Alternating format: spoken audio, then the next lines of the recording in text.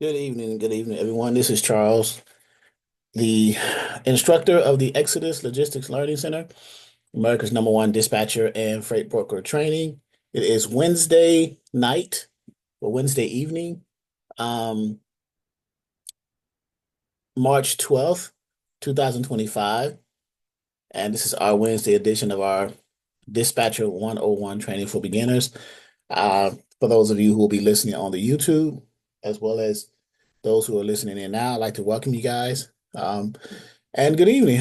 How's everybody doing? Hopefully everything is well and you are progressing in your studies and understanding of the concepts of dispatching. I will do some Q&A tonight, so I want to see and open the floor to some questions, and we can talk about a little bit of the workflow of dispatching as always to kind of get that down to a science.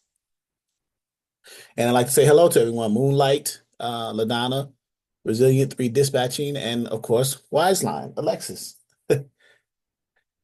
So the floor is open for Q&A, and you can unmute yourself or you can type in the chat your question. You may have questions, any question, either out about the website, how to navigate the portal, how to make your way around, any questions about the process of dispatching, getting care. Go ahead. I see Moonlight. Hey Charles, how you doing? Yes. So for I saw in one of your past video you have somebody that does business card and stuff like that. Um that's one I like to get that contact so they can create my logo and stuff like that. And I want to know in the business card for the dispatch what you required for us to put on it, like type of service that we would Right. It's not so much about what I require, it's what you as a business owner would like to convey to your potential client, right? Which is the carrier. So if you were a truck driver and owner operator looking for a dispatcher and someone presented you a card, what do you think would pique your interest in wanting to consider working with that particular dispatcher? What on the card um can do that?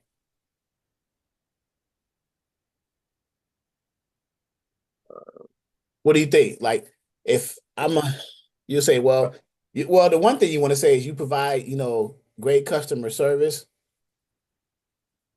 right? You yeah, provide like 24/7 customer service. right, 24/7 availability. So Yeah. you want to put it in terms where you don't put yourself out there like that, right? So you're not going to be available 24/7 because you got to sleep at some point, but 24/7 availability, or our response time is within such and such of making contact with you. We'll get back to you within a 3 hour or 24-hour period or whatever the number is, right? Um, we try to get you the best rates. We try to negotiate you the best rates. Um, we're big on communication. We're big on customer service. Now, these are touch points that you could discuss or list on your business cards, either your physical cards or your e-cards, right? There are e-cards, electronic cards too, that you can digitally pass out to people as well via email and text. Um, so those are some of the touch points you would certainly certainly mention.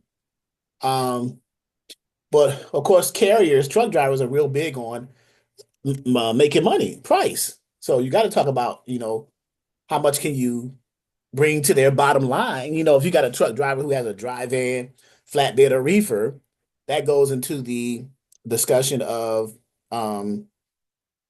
where they're located, where that equipment type located, and what are the rates coming out of those areas.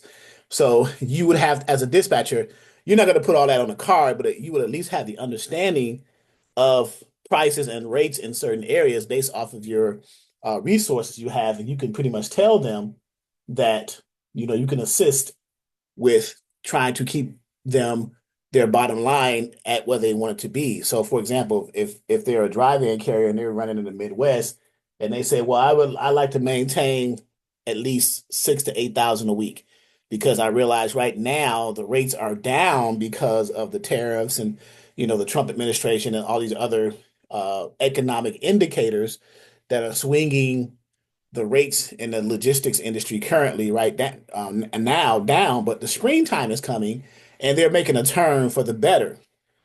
So you can talk in that way as you're presenting yourself to the carrier and giving them the understanding that you actually know what you're talking about.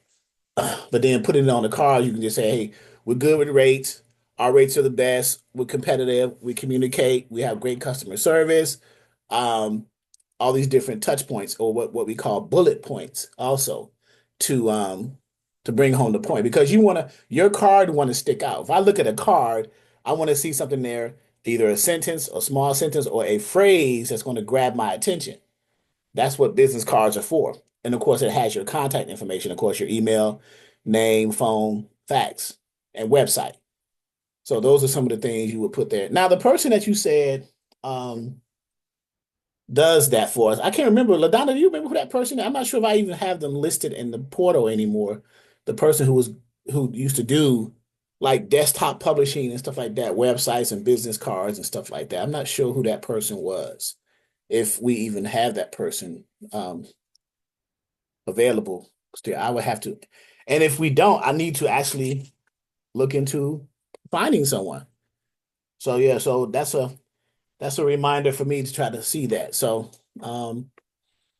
but yeah, hopefully Moonlight, that answered your question as far as what to have on the business card. But the person that Yeah, it does a little bit. It give me ideas. okay. Okay, Yeah. we had an old student, Rodney and Bridget. Okay, I need to get a hold of Rodney. I still have their contact information. Rodney Purcell and Bridget McIntyre. She's a broker and she's also in the government space. So I'll get a hold of her as far as business cards and have her come onto a she's on the broker side, come into the Zoom one day for the dispatcher side, maybe Saturday, and speak about that and what her skill sets are. Okay. Um, Okay, thank you. you're welcome. Let's see. LaDonna said, can you explain fuel surcharge from the carrier's perspective and the broker's perspective? And then someone said, go over route planning. Okay. So fuel surcharge.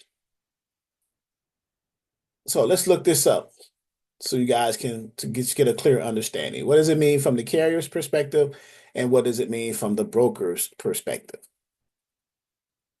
All right, for those of you who don't know what a fuel surcharge is, let's give the general definition first. It is a form, it could be considered an accessorial, but in logistics and transportation. Um, so a fuel surge, hopefully you guys can see the screen that I listed up here. So a fuel surcharge is an extra fee added to the base price of a service to account for the cost of fuel. Basically, right. You're adding in extra fuel. This is coming from a um the carrier's perspective. So if the carrier knows that a certain lane, a certain pickup delivery point from point A to B, a lane, let's say Norfolk to Atlanta lane market, the Norfolk market to the Atlanta market, the rate for fuel is a little bit higher than normal, then they're going to want to either add when they try to quote or try to ask for extra money with the broker to help compensate to cover the fuel costs. They're going to try to ask for more to help mitigate the cost of fuel or offset the cost of fuel, or at least get it back down to the average. Let's say so diesel fuel going in that market from Norfolk market to the Atlanta market is $4.20 a mile, but on average it's like 3.50 a mile. Well, that's a little bit high. It's extra 70 cents a mile. So um or 70 cents per gallon, I'm sorry. So they'll ask for extra to mitigate that. That is called a fuel surcharge. So a fuel surcharge is an extra fee that is charged by trucking companies to help cover the constantly fluctuating cost of diesel fuel. That's literally what it is. So from a carrier's perspective, they are trying to make sure that their bottom line stays at where it should be because fuel costs eats into the trucking company's bottom line, right? Because if you're a trucking company, you're moving freight, you got to cover that is a fixed cost. Fuel is a fixed cost for trucking companies. So if you don't know your bottom line, if you don't try to ask for more money for fuel, you're going to be in the red as opposed to in the black. You're going to be upside down, if you will. So they're asking brokers for extra money in the fuel cost. Now, from the broker side, brokers can um, ask. So, okay, Resilient said, is this something they ask for after the load is delivered? No, it's usually asked during the negotiation process or the speaking process with the broker. So, I'm a broker. You guys call me based off of a load that I posted on the load board. And you're the dispatcher say, well, my guy wants an extra $200 to help cost. Do you offer a fuel surcharge of about $200, $250, or whatever the amount that you guys say? And obviously, you would have already had this conversation with your carrier as a dispatcher prior to talking to me, the broker, asking for a fuel surcharge. You got to know that number. So how do you know that number? Well, you get it from your carrier, the dispatcher do, before you talk to me, the broker. But anyway, a broker would say, this is an all-in rate. So let's go to the screen here. I'm gonna share my screen to give you an idea of this. And this will help you understand the difference in the types of rates on the boards posted by brokers. Okay. Um, can you guys see the whiteboard? Yes. Okay. So at brokers, they'll post rates on the board. So the Norfolk market, I'm just listing a lane. Norfolk to ATL, Atlanta. Everybody know what ATL is, Atlanta, right? And so that's one lane. That market, this is also considered. So what they're paying for this is, let's say, $1,000. So from pickup Norfolk to delivery Atlanta, the broker pays to the truck $1,000. This is also called, this $1,000, that rate is also called a line haul rate. Okay? Line haul rate. Because line haul only includes the rate of the lane from pickup to destination. Anything extra added into any accessorials, fuel surcharge, then it turns into what's called an all-in rate. So if a broker were to post this as at 1,200, let's say they posted it at 1,200 and they told you it was all in. All in. That's all in rate. Okay.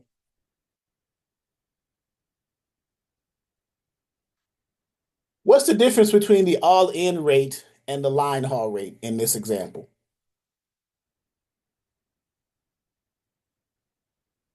What's the dollar difference? I'm asking. I'm sorry. What's the More. how much? It's $200. $200 more. $100. $200 is the difference between the all in. So the all in rate minus the line haul rate in this example equals what we call FSC, fuel surcharge. That's so the broker added, they made an all-in rate to include a $200 fuel surcharge in that posted rate. And they'll say it in the posting of the load board. If a broker does not clarify what type of rate it is, the key word is rate. If they don't clarify what type of rate it is, you would ask them. They'll have a load posted at 1,500, but they won't say anything. They'll say, we got a load picking up in Norfolk going to Houston, Texas for 1,500. And you don't know if the fuel surcharge is included. So you'll say, is that line haul? Or is that all in? Now most brokers hearing that, they'll know it, but they'll wonder, like, man, how does this dispatcher even know that? Right? They'll figure out that you know what you're talking about. Because line haul says that 1,500 in that example is you, the broker, paying only from pickup to destination. That's line haul, that 1,500. If they said, well, yeah, it's all in, well, that means that it includes some type of accessorial, and typically it's usually the fuel surcharge, the extra money the broker is willing to add on to help mitigate fuel costs for the drivers and to motivate them to um, take that load. Now, most drivers don't even understand that the difference between a line haul and the fuel surcharge. They'll just take the load because it's a large number, right? But if you remove the fuel surcharge from it, you remove the all-in rate, then your line haul rate, let's say the fuel surcharge for that 1,500 example was $300 because it's going from Norfolk to Houston. Well, it's all in at 1,500, but the line haul, if the fuel surcharge is 300, then the line haul is only 12. So if a broker didn't include fuel surcharge, it would be a cheaper rate. $1,200 going from Norfolk to Houston. That's a terrible rate. I wouldn't take that in my sleep. So, but the point here is just to get you to understand from a broker's perspective and from a carrier's perspective, the concept of fuel surcharge. The broker, if they can afford to add it into their posting of that load to kind of motivate carriers to take it, they would. So, all right. That is any questions about the fuel surcharge and the definition? We want to make sure we understand what it is. It's just an extra fee that trucking companies ask or bill brokers or direct shippers sometime to help mitigate the cost of fuel because diesel is expensive, especially nowadays. You know, diesel in California is way more expensive than diesel. The West Coast diesel is kind of more expensive than the Southwest or the Southeast or the Midwest, but the Northeast diesel is just about the same as the West Coast diesel, cost of diesel. So, all right. But everybody understands now the difference between a line haul rate and an all-in rate, right? The line haul rate is the rate that pays from pickup facility to the delivery facility. That's it, straight through. Okay? Pickup to delivery. You're welcome, LaDonna, anytime, of course. And then the all-in rate is the all-in rate is the line haul rate plus fuel surcharge. Or anything, or any other type of accessorial, detention or whatever, they're gonna include that. But detention comes later, after the work is done. Like after a truck has been sitting somewhere for so many hours and things like that. Okay. So, all right. Someone said route planning. Someone asked a question about route planning. Let me erase this and look at the how do you plan routes for I'm assuming the person who asked that question is saying about planning routes for their drivers. You want to keep them running. Let's say they want to run for a week and you want to keep them running around the area. What equipment let me see who asked that question while I'm erasing this in the chat. Let me scroll back up. Resilient. Okay, Resilient 3. Can you go over route planning again? Okay, yes, we can. I'm gonna open up 123 load board and do that as well. So let me erase it. Matter of fact, I don't need the erase. I can just get out of it and go back to the regular screen, but I'm gonna erase it just to clean it up. I don't want to be a sloppy instructor. I'll go back. All right, so let's go to 123 load board. And And can you guys see the screen? Okay. Logging into the load board. So it's kind of large right here. So in 123 load board or any other load boards, they have route planning functionality and features. Okay. Particularly in 123 load board, there are different ones. So over here on when you first log into 123 load board, you have a dashboard. This is the dashboard. It contains some basic concepts and facts. You scroll down, get all the information. So here, and then over here on this side, on the left-hand side, you have under the load section when you want to find your loads, load availability. Look at this, load planner or trip builder. Just showing you that, right? But, and this before I come back to that, let me scroll down a little bit more to show you other features. Your trucks, you can post your trucks. Now you can't post your trucks with this subscription, but if you have your own subscription, then yes, you can. And then different tools, market rates, profit calculator, things like that, and then services and then resources. Okay.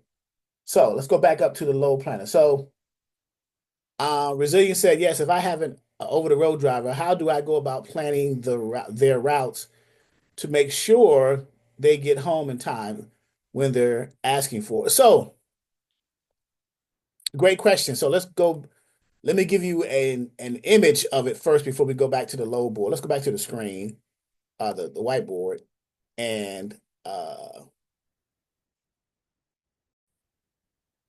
show that for a second. So let's say me, I'm an over-the-road driver and Resilient Dispatch is my dispatcher. I just brought them on as a dispatcher, right? And I told them, or I asked them, I want to be out in my carrier profile. I said I wanted to be out 3 weeks at a time, right? And then I want to be home 3 weeks OTR, and then 1 week in a month's time, 1 week home. Okay. I put that on my carrier profile. So what does that mean? And then I also put certain areas that I want to run in. I'm a dry van carrier. Okay. I have a dry van. All right, this is route planning, right? This is when you first get your carrier profile back, the documents back. This is how you kind of plan out how you want to run this person, or some suggestions, I should say, ideas. Okay. They told you they're an OTR carrier. They want to be out 3 weeks at a time and then home for a week. So you got pretty much an idea how you want to run them. You just got to figure out where and when to bring them back home. So what I normally do is, and they also said they want to run certain areas of the country. I run the Midwest. I'm the carrier. I run the Southeast. I'm gonna make it easy for you guys. And I run part of the Southwest. I stay away from the Northeast because it's hard to get out of. Well, it's one way, it's terrible, the tolls, kills my truck, everything like that. And then I stay away from the West Coast, okay, because of AB5, and the mountains, the Rocky Mountains. It kills my Jake brakes, it's wear and tear, up 5 and 7% upgrades and downgrades, all the nonsense that's going to kill your truck over time. I like to stay on flat land. So Midwest, Southeast, Southwest. So overall, well, before I begin, are there any questions here so far? I want to make sure that everybody's understanding where we are right now on this carrier profile that we're doing right now before we load plan. We're good? I am based in Columbus, Ohio. Okay? Carrier, Columbus, Ohio. That's where I'm based out. So that's how I want to run. Okay? I want to be out 3 weeks, home for a week. So would it not make sense as a dispatcher, if you know your guy wants to run 3 weeks and be home for a week, from his base of operation, his domicile state or city and state in this case, would it not make sense to run them out from that area for a week and a half, all over to different areas, run them out, and then bring them back towards home the other week and a half for a total of what? 3 weeks. Would that not make sense?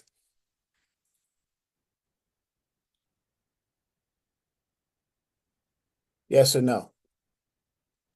Yes, it makes sense. Right, because if you run them out, now say they say they want to be home for a week. Now, if they said they want to run over the road for 3 weeks and then be off for a week, that's different, irregardless of where they're at. After 3 weeks, they'll just stop and just rest where they are for a week. But they said they wanted to be home for a week. That's why. So you gotta be careful and mindful of what you're hearing from your carrier. You see? So he said, well, I said, I'm pretending to be the carrier. I want to be home for a week. If I said I just want to be off after 3 weeks, it wouldn't even matter where you ran me as long as you kept me within my carrier profile areas of the country that I said. Midwest, Southeast, and Southwest. It doesn't matter if I just wanted to be off and not home. You can run me 3 weeks anywhere as long as after 3 weeks, I'm in one of these areas and I can just rest for a week and then continue to run again in those areas again. You see what I'm saying? But if I specifically told you that I wanted to be home after 3 weeks, then you would have to route plan me running out for a week and a half and then making my way back a week and a half. So I'll be back home because I said that, you see. So you got to pay attention to what your carrier is saying on their profile and then act accordingly. Okay? Does everybody get that part?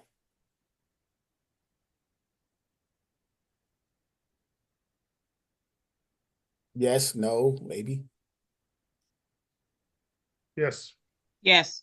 Okay, so now let's do this visually on the load board by example. So let's go back to the load board. So now we planned it out, we wrote it out, and we understand what we got to do. Now let's do it visually. Let's go back to the load board and do a load plan, right? So let's go to load planner. We can go to trip builder too, but let's go to load planner. Let's plan a loads for our guy, right? So here in 123 load board, we got load planner 1.3. Okay. Load planner 1.3. All right. This is a tool that 123 load board offers to assist drivers and their dispatch in planning their loads. So you got, when you first log into it, you got your truck. Does that have that too? That DAT has have the, it's a different, it's called something different. But yes, it does have it. okay. The three major load boards pretty much have the same, for the most part, the same functionality and features. They're just titled and called differently. Okay. Okay. All right.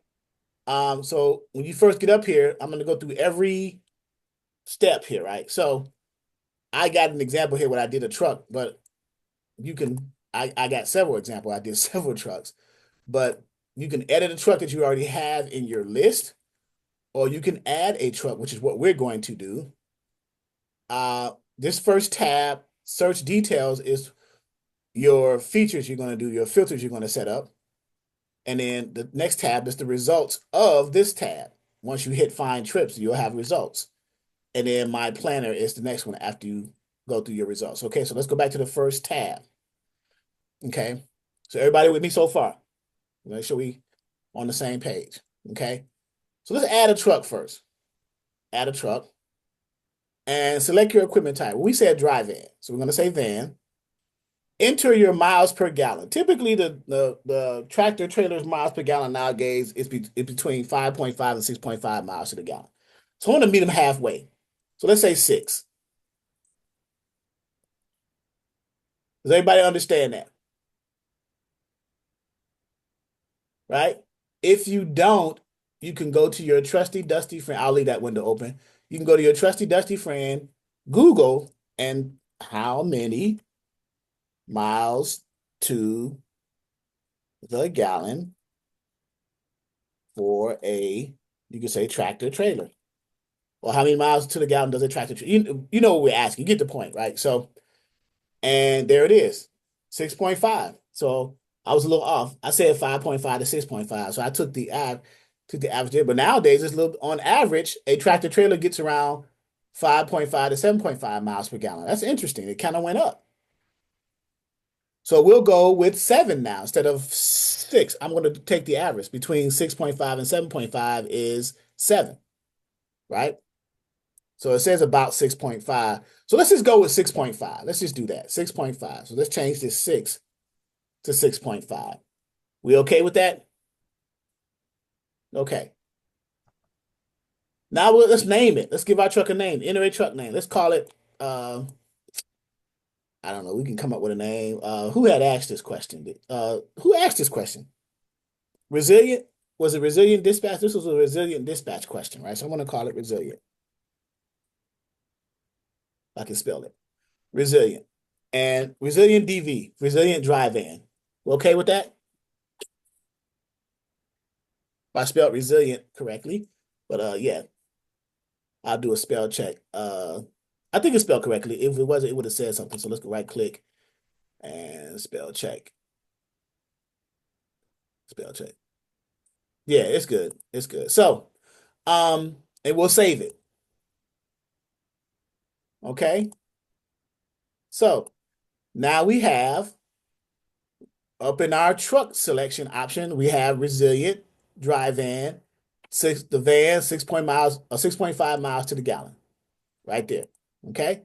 So we're out of that phase. Now let's start here. Where is your truck located? Well, our origin point is where they're based out of. What did we say? We said Columbus, Ohio, correct? Columbus, Ohio. Columbus, Ohio. Bam. Now we can pick a date. When do you want to leave? We can go to the calendar. Let's say today is Wednesday.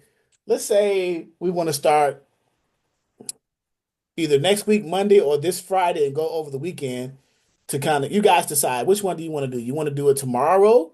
You want to start tomorrow out of a load? Do you want to start Friday? Do you want to start next week, Monday?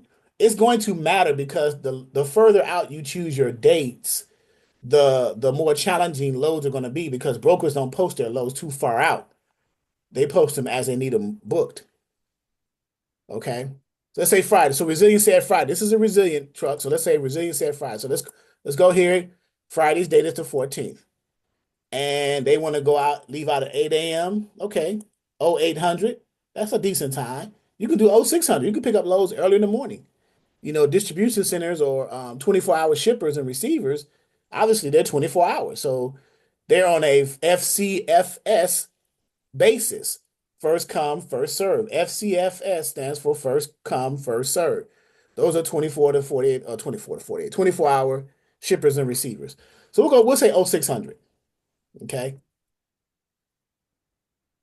And right here it says the load planner will search for loads and build the most profitable trips based on your origin and available pickup date and time. Okay, so we see that right there. So we got our location. Now, where would you like to be in a few days? Well, this is optional. You don't have to put anything there, but if you want to be, if you're running, let's say 3 weeks at a time, let's see if we can put something out for 3 weeks, or let's just leave it blank and don't put anything. And we'll say, you can say anywhere right there. You can check the box anywhere in the next few days. Or if it'll allow you, let's uncheck the box. Now, this part I don't know yet because I haven't tried it, but if it allows you 3 weeks out, it doesn't. So it only gives you weeks at a time.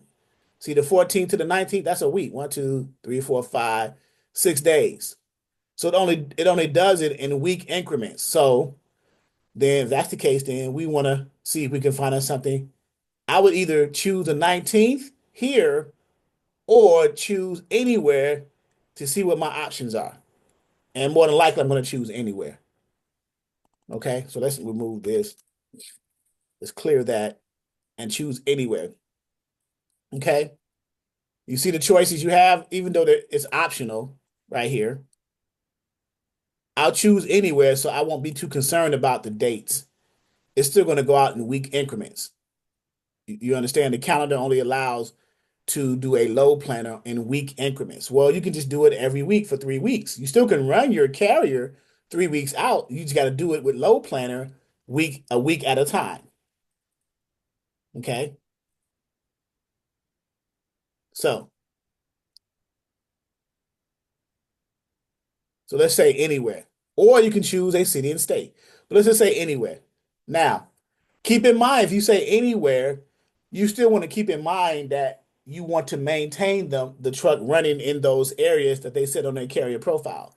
Midwestern states, southeastern states, and in Southwest, namely Texas. Keep that in mind.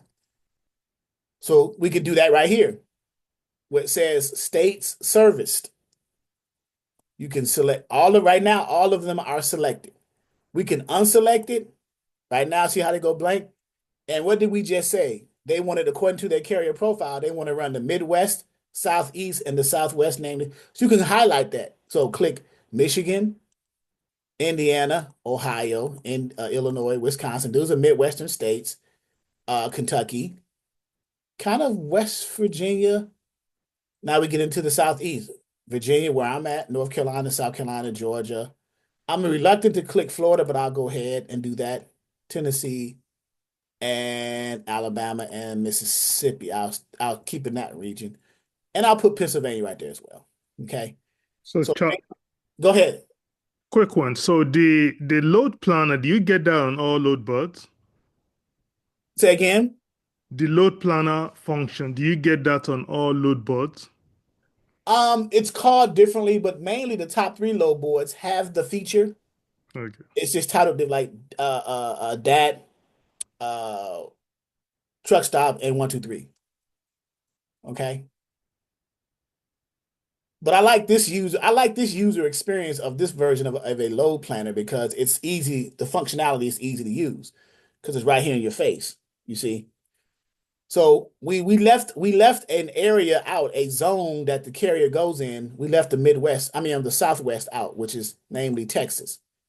I could put the other Southwest states, New Mexico, Oklahoma, Arkansas, and Louisiana.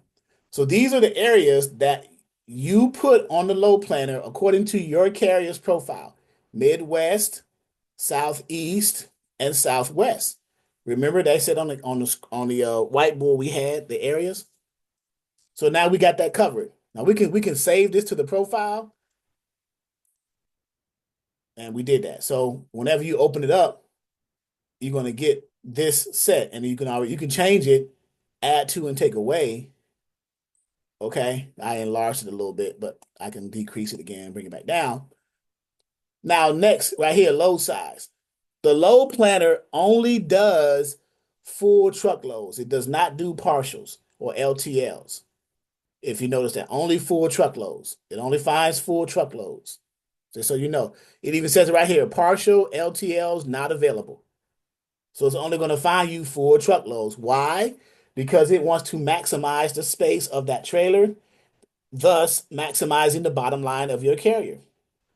The more freight you move, theoretically, the more money your carrier can make. Right?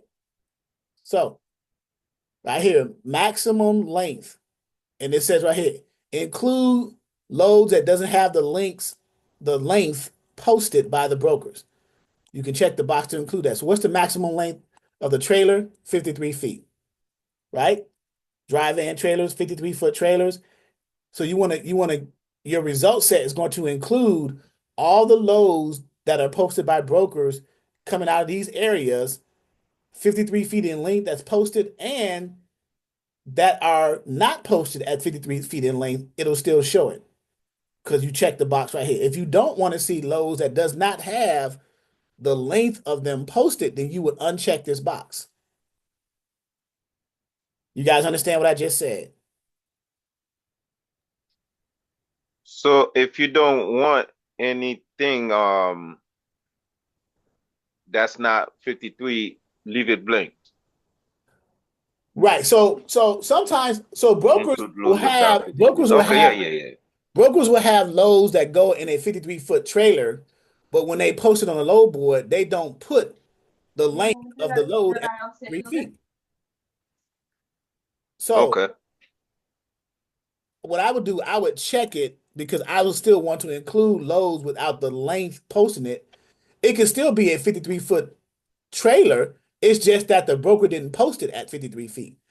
So that's what you would, if you see a load that doesn't show it at 53 feet, well, guess what you're going to do? You're going to ask the broker, well, how much is this? Is it a full truckload? And they'll say, yes. Then you wonder, Yeah, you don't want to miss out. there you go. Ding, ding, ding, ding. There you go. Quick question. Is there any reason for them not putting that up there? Or is it just maybe they just forgot? Lazy. Okay. They just didn't put it. But they'll put FTL. They'll put FTL or TL. So if they post FTL or TL, truckload or full truckloads, chances are it's a 53-foot trailer. They just didn't put 53 when they posted on the load board. So next, now the weight. Now here's where you go back to your carrier's profile and make sure that you stay within the parameters of that. So let's say your carrier said that they only wanted 40 weights, 40,000 pounds or less on the profile. So you want to stay in the parameters of your carrier profile. Now remember, a dry van trailer's maximum trailer weight can get up to 45,000.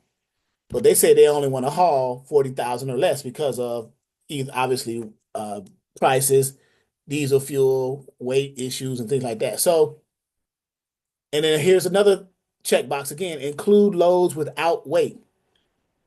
So you want loads with the weight and without weight, because you can just simply ask if you see a load that doesn't have the weight listed, but it's a good paying load. You would just ask the broker, well, what's the weight of it? And they'll tell you. And then you can eliminate it based off of the answer. So yes, it would make sense to include the loads without the weights. Just make sure that you ask so you won't exceed that 40,000 weight limit by your carrier. Everybody understand that? Okay. Now, posting age, you could be any. It could be within the last 30 minutes, within the last hour. So do you want the most fresh loads? You can say within the last 30 minutes, or you can say any of them within the last 8 hours. You want the older loads. The older loads means that if they're still up there for the last 8 hours, that means that load it needs to get off the board. And you have more leverage than the broker because it's been sitting there too long. So now you can negotiate more money. So if I were you, I would leave it at any, because now it gives you all these options: 30 minutes, hour, 2 hours, 4 hours, 8 hours. You have all these options if you say any. If you say 30 minutes, you're only going to get the loads that have been posted for the last 30 minutes. If you say an hour, within an hour, so on and so forth. You get it? I would say any. Because again, the 8-hour ones gives the more time the load sits on the load board, the more leverage you as a dispatcher and your carrier have to get more money. Because it's been sitting there, there's a reason why it's been sitting there long. A lot of people ain't taking it because either the rate's too low or whatever reason, right? Or the requirements are too stringent. But you can work around that with the broker and try to negotiate and say, hey man, we'll take it, but we're going to take it not for 1,200, we're going to take it for 15. Take it or leave it, right? So this next one, maximum loads per trip. So per trip means coming out of Columbus, going anywhere. How many trips do you want to do on this run? Most people do at least 3 to 4, on average, 3 to 4 trips. I'll say 4. Let's say 4. Let's take the average 4. Okay. And then what's the radius limit? It's 100 miles. Deadhead, basically, that's what they're saying. We can slide. It's a sliding scale. So you want to, in between those 4 trips, what's your deadhead per the trips? No more than 100-mile deadhead in between those 4 different trips on this run. You understand what I'm doing there? That sliding scale, the deadhead. Okay. And then the load mileage range, the total of all the, how far you want to run out. How many miles? I'm going to put 5,000 just to see how broad loads are out there we can get. But most carriers do anywhere between 2,500 to 3,000 miles a week.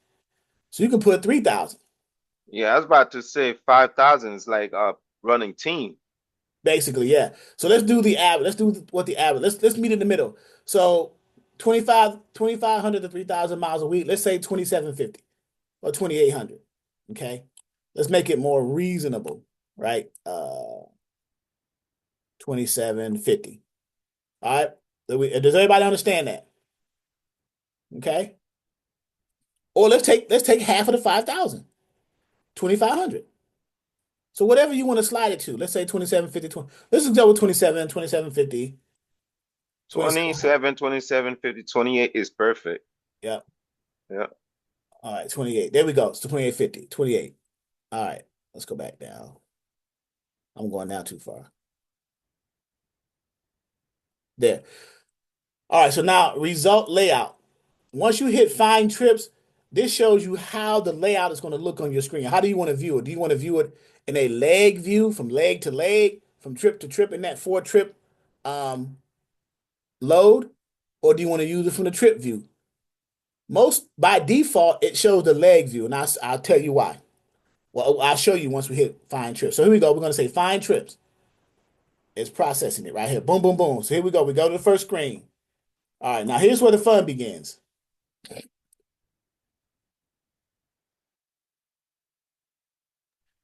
Okay, so now build your trip by adding the loads that work for you. Manage your loads within your planner. So here, your trip details. We're starting out where? Columbus, Ohio. So remember, we got 4 legs. Remember, we got 4. We selected 4. 4 legs on this one trip. So in the first leg, it found 15 loads found on your first leg. Okay? And here are the 15 loads. And you just choose which one is more reasonable to you based on where you want to run it. And once you hover your mouse over it, it'll give you the idea of what it is, what it looks like. Okay? It'll tell you how much profit you're going to make in that day if you run that particular one. So obviously, and it has the profit margin in order of the most profit. So this first one, you're going to profit $456. Your revenue is going to be for that run is 587, is going from New Concord, Ohio down to Cincinnati on the 14th, that same day that we started off with, that Friday. It's a truckload. It's 171 miles. The drive time is 3 hours and 7 minutes. The broker is McLeod. The age of that load, in other words, how long it's been posted, it's been more than a day. If it says greater than 8 hours, 8 hours is considered a one work day. So it's been posted for more than 8 hours. So does that give you negotiating room? Yes, it does. And then it tells you on your next leg 2, how many loads it's going to find. Well, it says on your next load, you're going to find 5 loads on the second leg. If you want that one, you just simply click add and it'll add it up here where we just saw it. Well, look at these other next load. This one has 30 loads on this next leg. This one has 16, 30, 31, 32, and 40. So for me, I usually try to base my leg pick based off of how many loads I'm going to have on my next leg so I can see how much money I can make on the next leg and the next leg. You understand what I'm saying there? Even though this 5-leg next leg option and the first option profited me $456, that's fine. But this third one down, which has 30 loads on the next leg 2, it's profited me $367, which is not too far off, right? It paid $1,000, $1,033, but it's going from Ohio over to Pennsylvania. So you got to figure out where you're going to. So since this is Resilience truck, I'll let Resilient choose. Can you see the screen, Resilient Dispatch?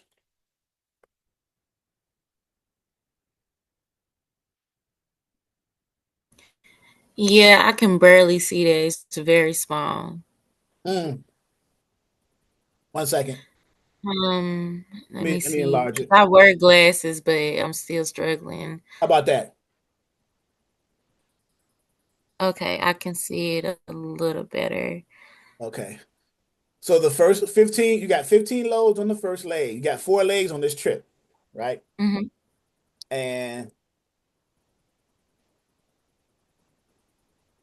these are the 15 loads right here. all these loads down here, and you're choosing it based off of how much you're going to profit in that day, where it's picking up and where it's delivering to, the size of the load, the miles, and then how many loads you're going to get on your next leg.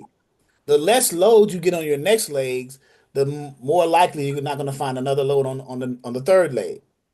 So you got to be careful how you choose it, and you got to be careful where it's going. Well, the where it's going part is not too important because we selected all the states that we wanted to run in according to our carrier's profile anyway. Mm-hmm. So what do you think? What do you think your choice should be?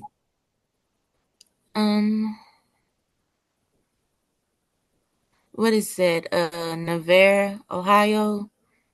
Do To you see that one? how Indiana?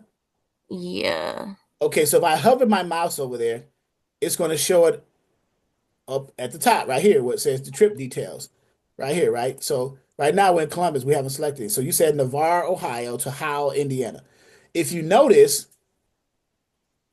now it pops up. I put my mouse down here in that particular lane, then it populated up at the top. So the fuel driving from Columbus to Navarre is 122 miles deadhead, and it costs $72 for the fuel. And the arrows in red, that's deadhead, right? Mm-hmm.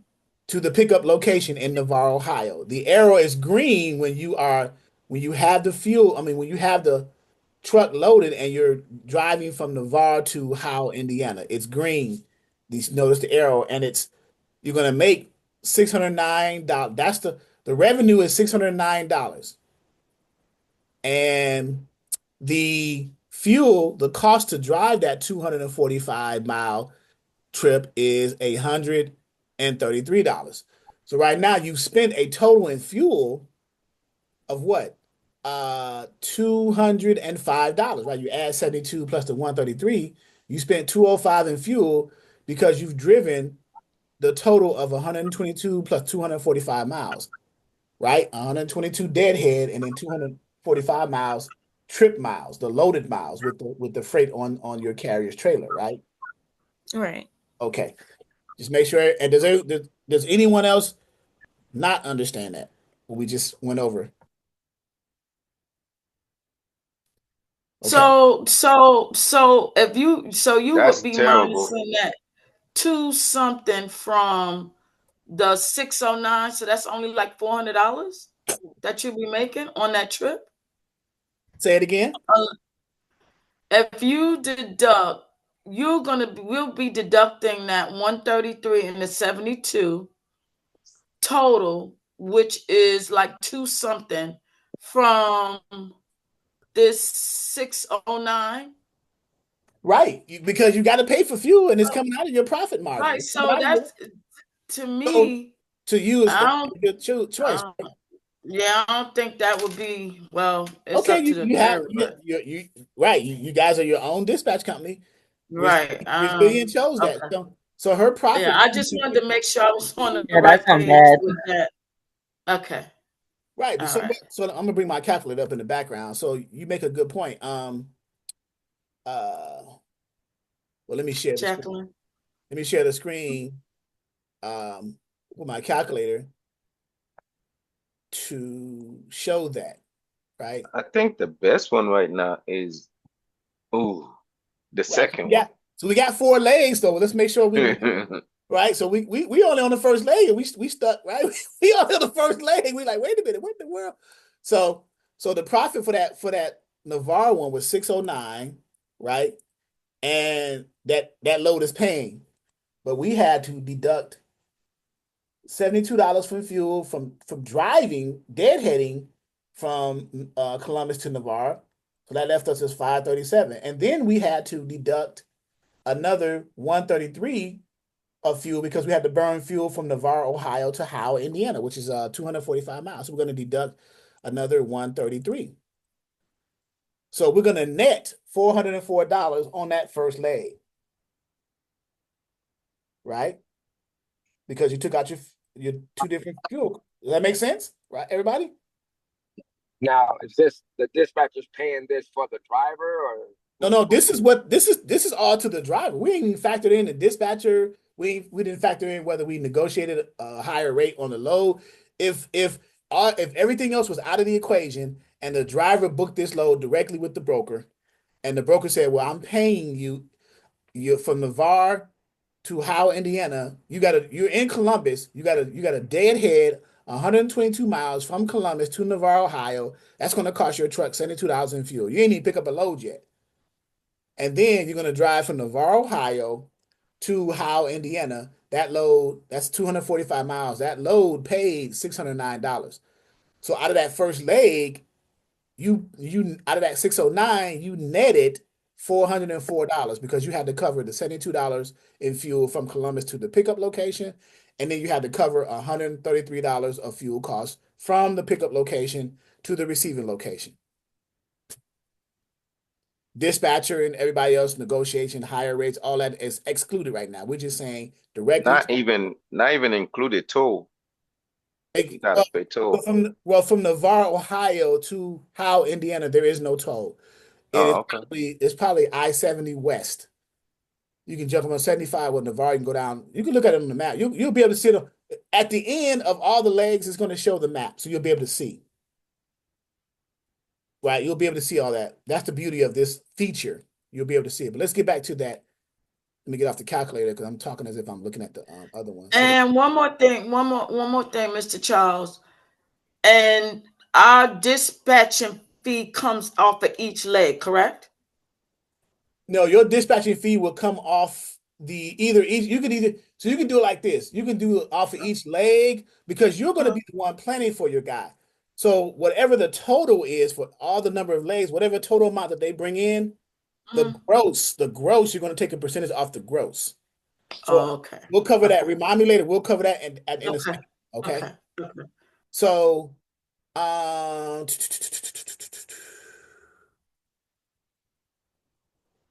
here's one right here, but this one has 0 loads on the second leg, so you're done, right?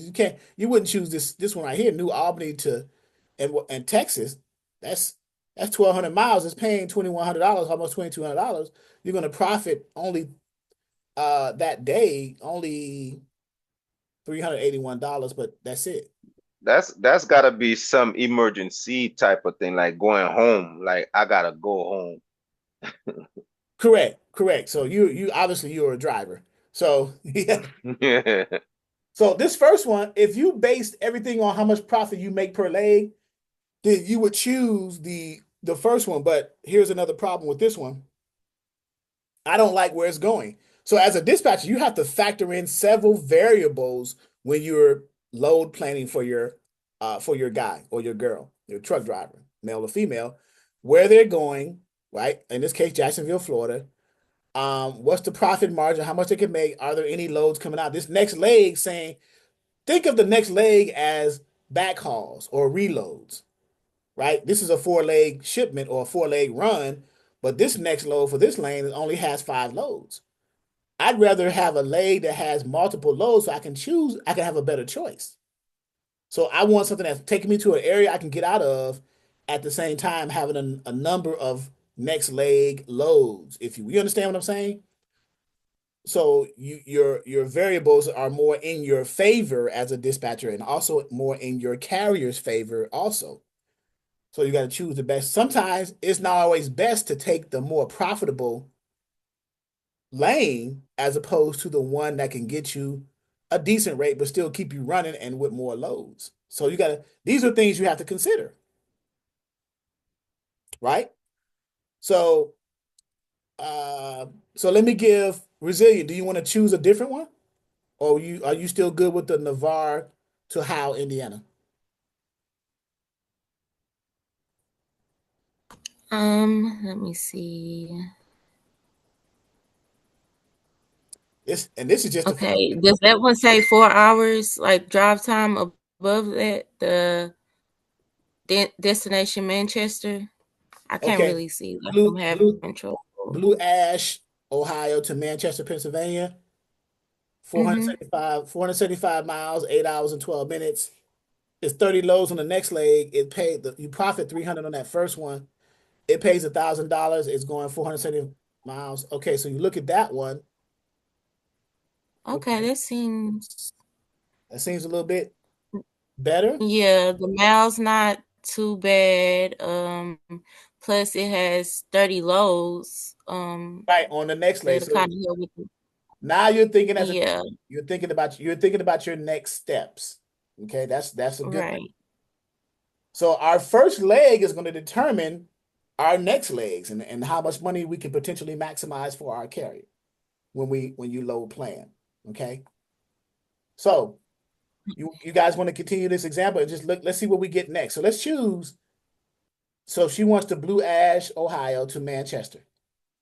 All right, for the 14th, which is our starting point.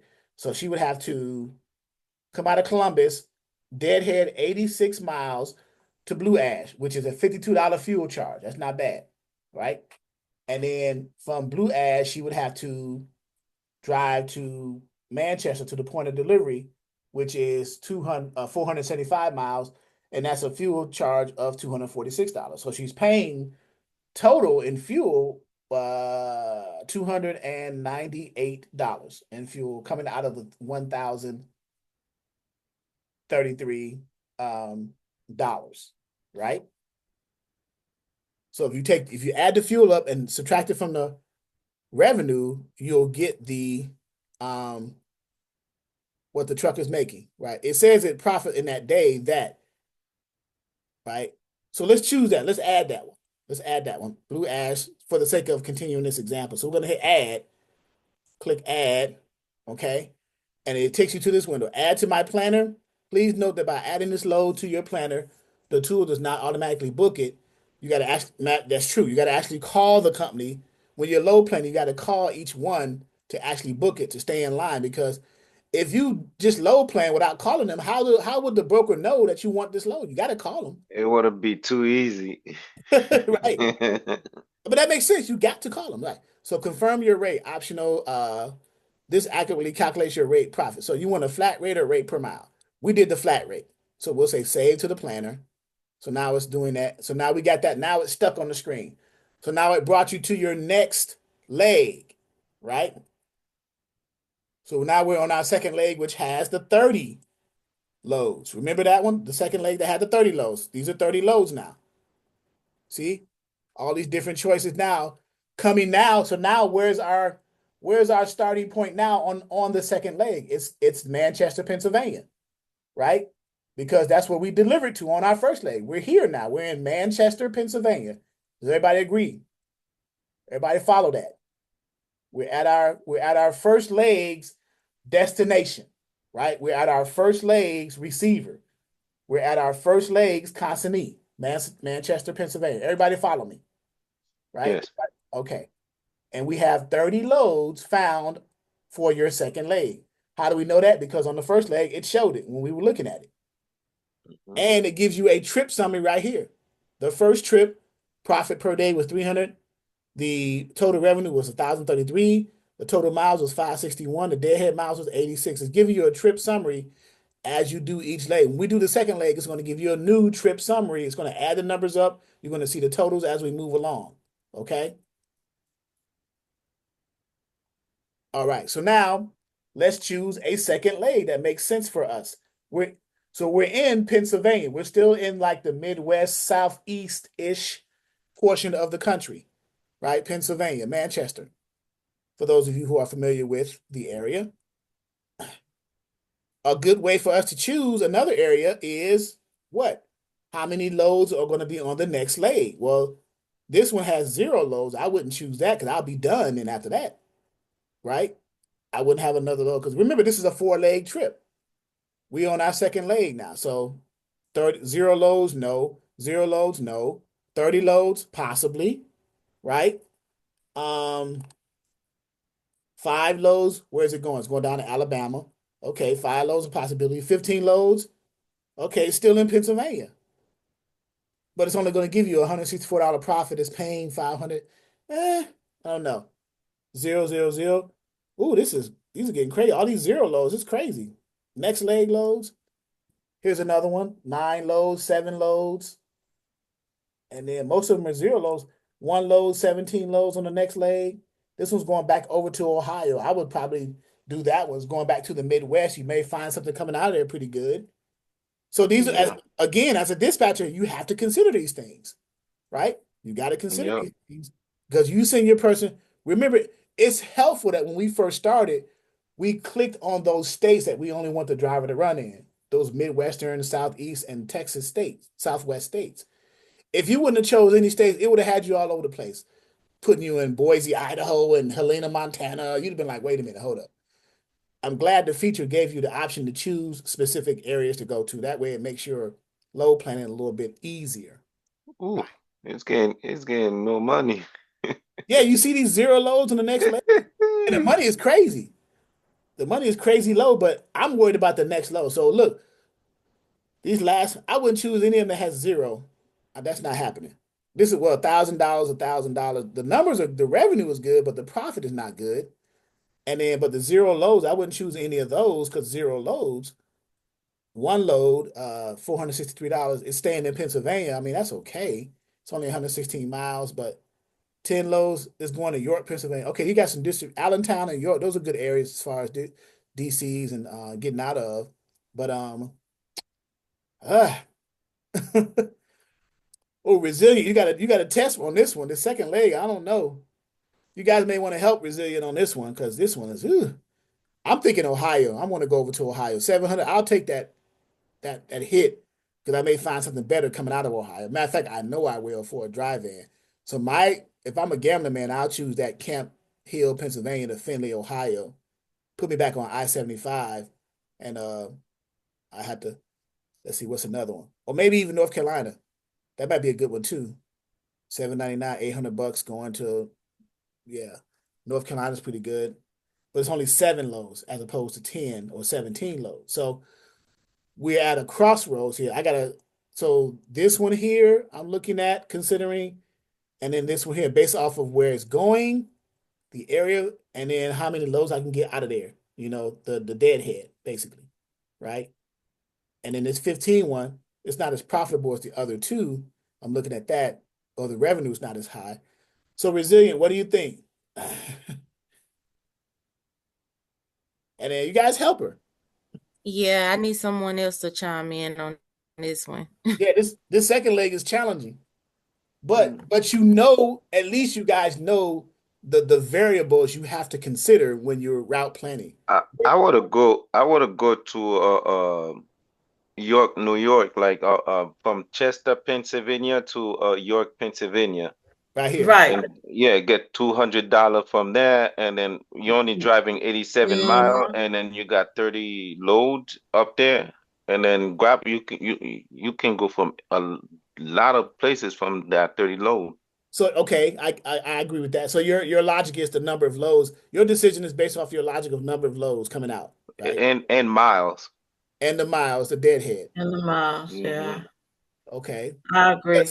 Because if I highlight, so I'm highlighting my mouse over that lane, and I see that from Manchester to Chester, from Manchester, Pennsylvania to Chester, Pennsylvania is a 72-mile deadhead, $43 in fuel.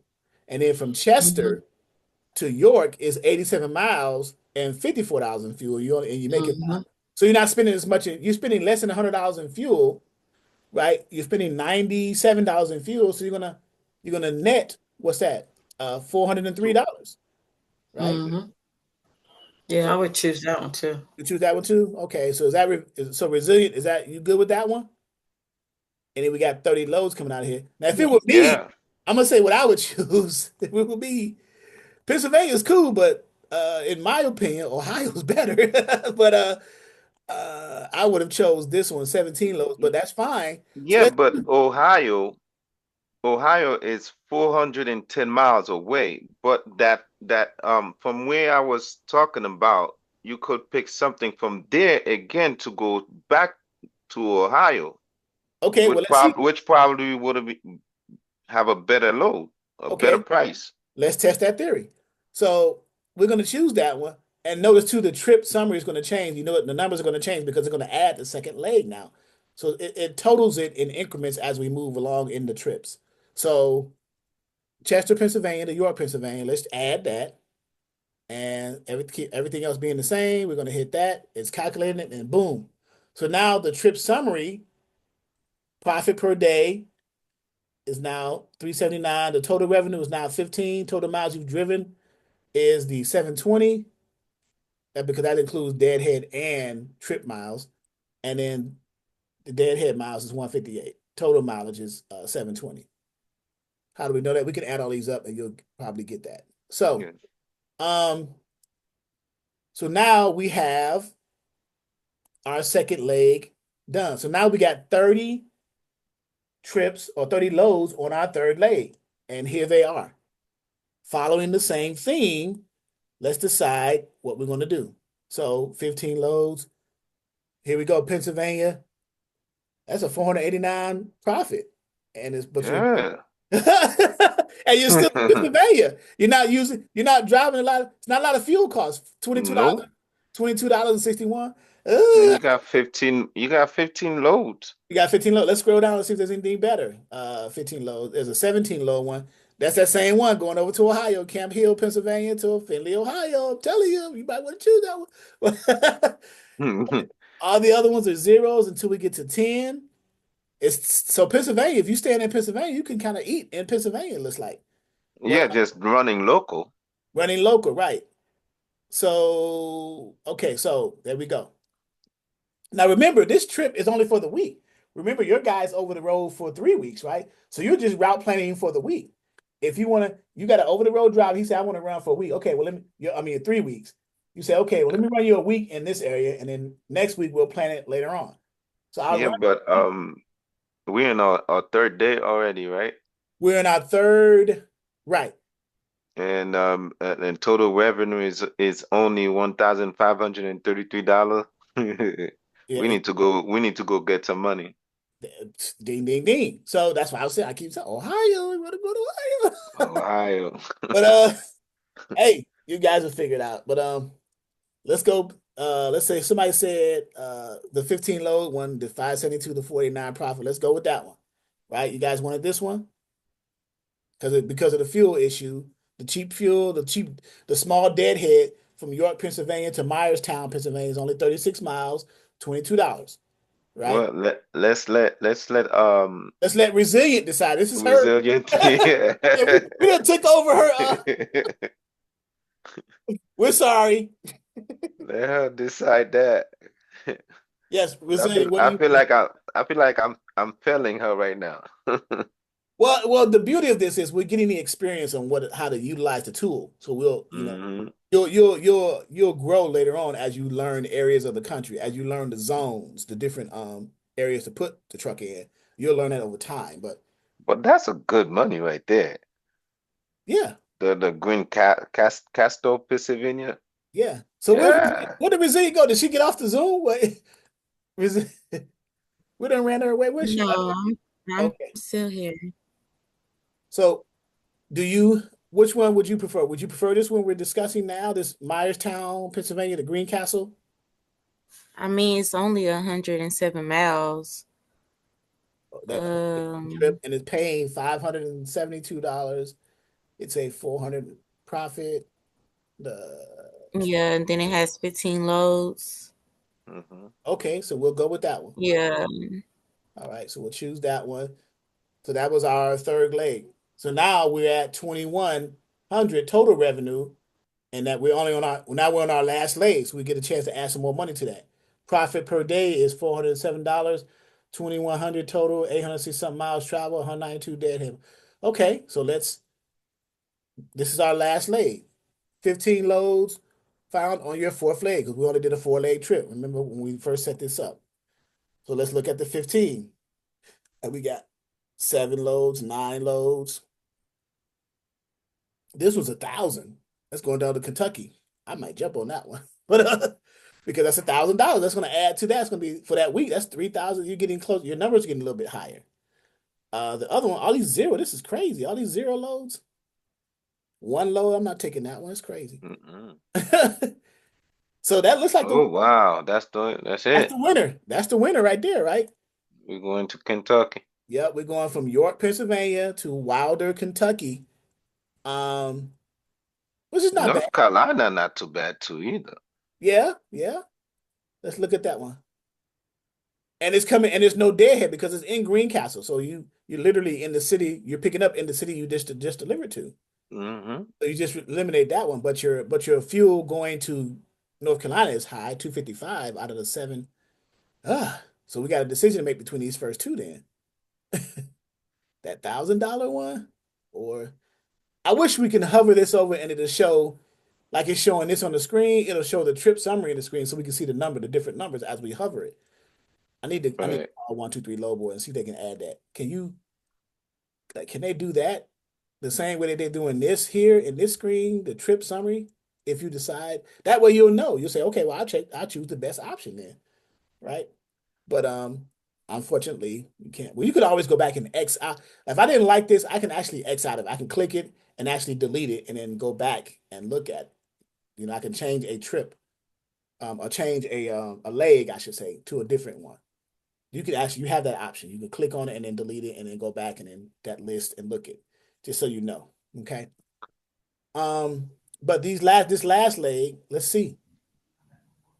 These I would first go two, with Pennsylvania to Kentucky. that Kentucky, only because you're getting a little bit more money. Yeah, you're paying a little bit more in gas, Okay.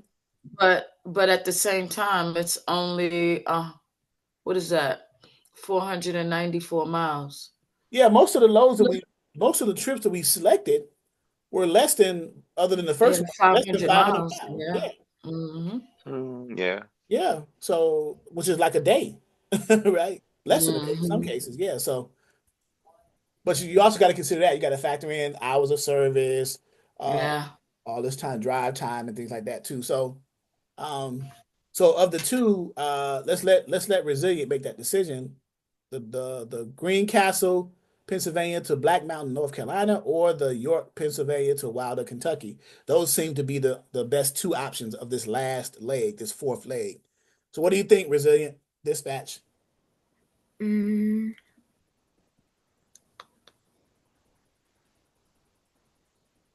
well, it's not that big of a difference on the miles. Right. 463 and 494. That's a good point. So I would choose the one with the higher money. Yeah, I definitely would choose that one. Okay. Ding, ding, ding, ding. Let's add it. Last leg, save, and bam. So now we are on this is our trip, right? Oh, we got a fifth leg. I didn't realize we got a fifth leg. Okay. I was about to say that is no money for a whole week. We got a fifth leg. So we're in Wilder, Kentucky. We are at, our profit per day is $423. Our total That's revenue right good. now is almost 3,200 in 4 trips. Total miles we went was 1,400, 12 miles, 249 days. That's not bad right there. But we got a fifth leg. I didn't realize that. So let's choose a fifth. We got 9 loads in the fifth leg. So We're running $2 and some change per mile. $2 and some change per mile for a drive van, which is about average, right? Mhm. So this fifth leg, they're gonna all be zero load. So when you see all zeros on the next leg, that means the fifth leg is the last leg. Okay, just so you guys know. So this is the last one. So let's choose the best option, the most profitable one for us out of these 9 ones. So remember, we got to go to now. It through Arkansas. I'm not going way over there to the southwest. Even though we had it on our map, but Tennessee. What you guys think? Well, these are not high mile trips, right? 500, 600 miles, about 600 miles is the most, but um, 8. What do you think, Resilient? We're in Wilder, Kentucky right now. So, What happened to the ones that were up to the top? what do you mean? I thought it was some more. Oh, that's it right there. I see it. Right, Never mind. yeah. Okay. Okay. All right, so let's go with our fifth leg. We got 9 choices, 3, 6, 9. Well, there's one more down here, but it's not worth anything. I don't think. We're Okay, going. so the amounts Sterling. That's only going 422 miles, trip Okay. miles. Okay. You want that one to Dunlap, Tennessee? Yeah. All righty. And we will now, of course, we're just selecting them. We got 0 loads for the 6. That means we're done with it, right? So when this comes up, that means, because remember I showed you that last column, next leg column, when it's all zeros, that means the 6 legs, there's no more loads. So when you select that one, now you got profit per day 488. Your total revenue is 42 to the truck. This is where if you were to book all these loads for your load planner for that week and you charge for the week your percentage, you would take it out of this, the gross revenue, the total revenue. Okay. I think who asked that question a while back? I did, Miss Jacqueline. Okay, Jacqueline. Yeah. So if you charge 10%, then it would be $421.90 for dispatch fee, or whatever your percentage is. You would take your percentage times the total revenue. But this is just for 1 week. If you ran them 3 weeks, then they'll be in that month they would have made what, a little over $12,000.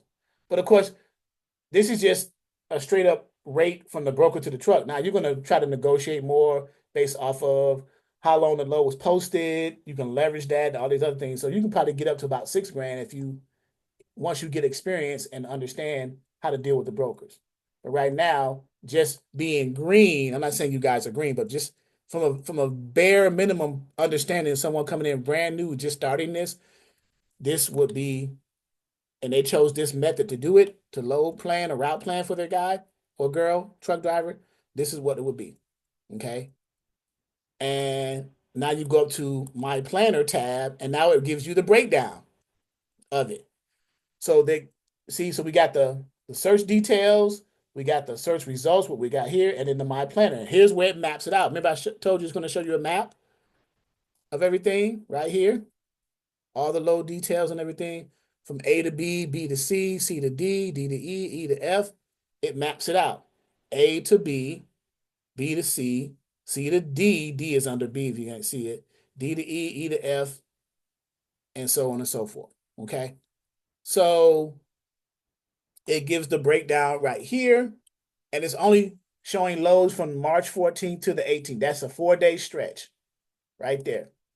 And you grossed, what was it, 4,100, but you netted, the driver, I should say, the driver netted 3,100. Their profits. This is their profits. Remember? So that first one, A to B, 475 miles, it gave 1,000. You took out the fuel cost, and you brought in a profit of 787. So it gives the breakdown for you. You actually get to look at it. Now remember, we under the assumption that for every leg, we had called the broker and booked that load. Now you got to make sure you do that, of course. This is just practice, right? But you want to make sure you call that broker and book that load and make sure the load is available. Everything has to align. The load has to be available. Your driver has to want it, all this other stuff, right?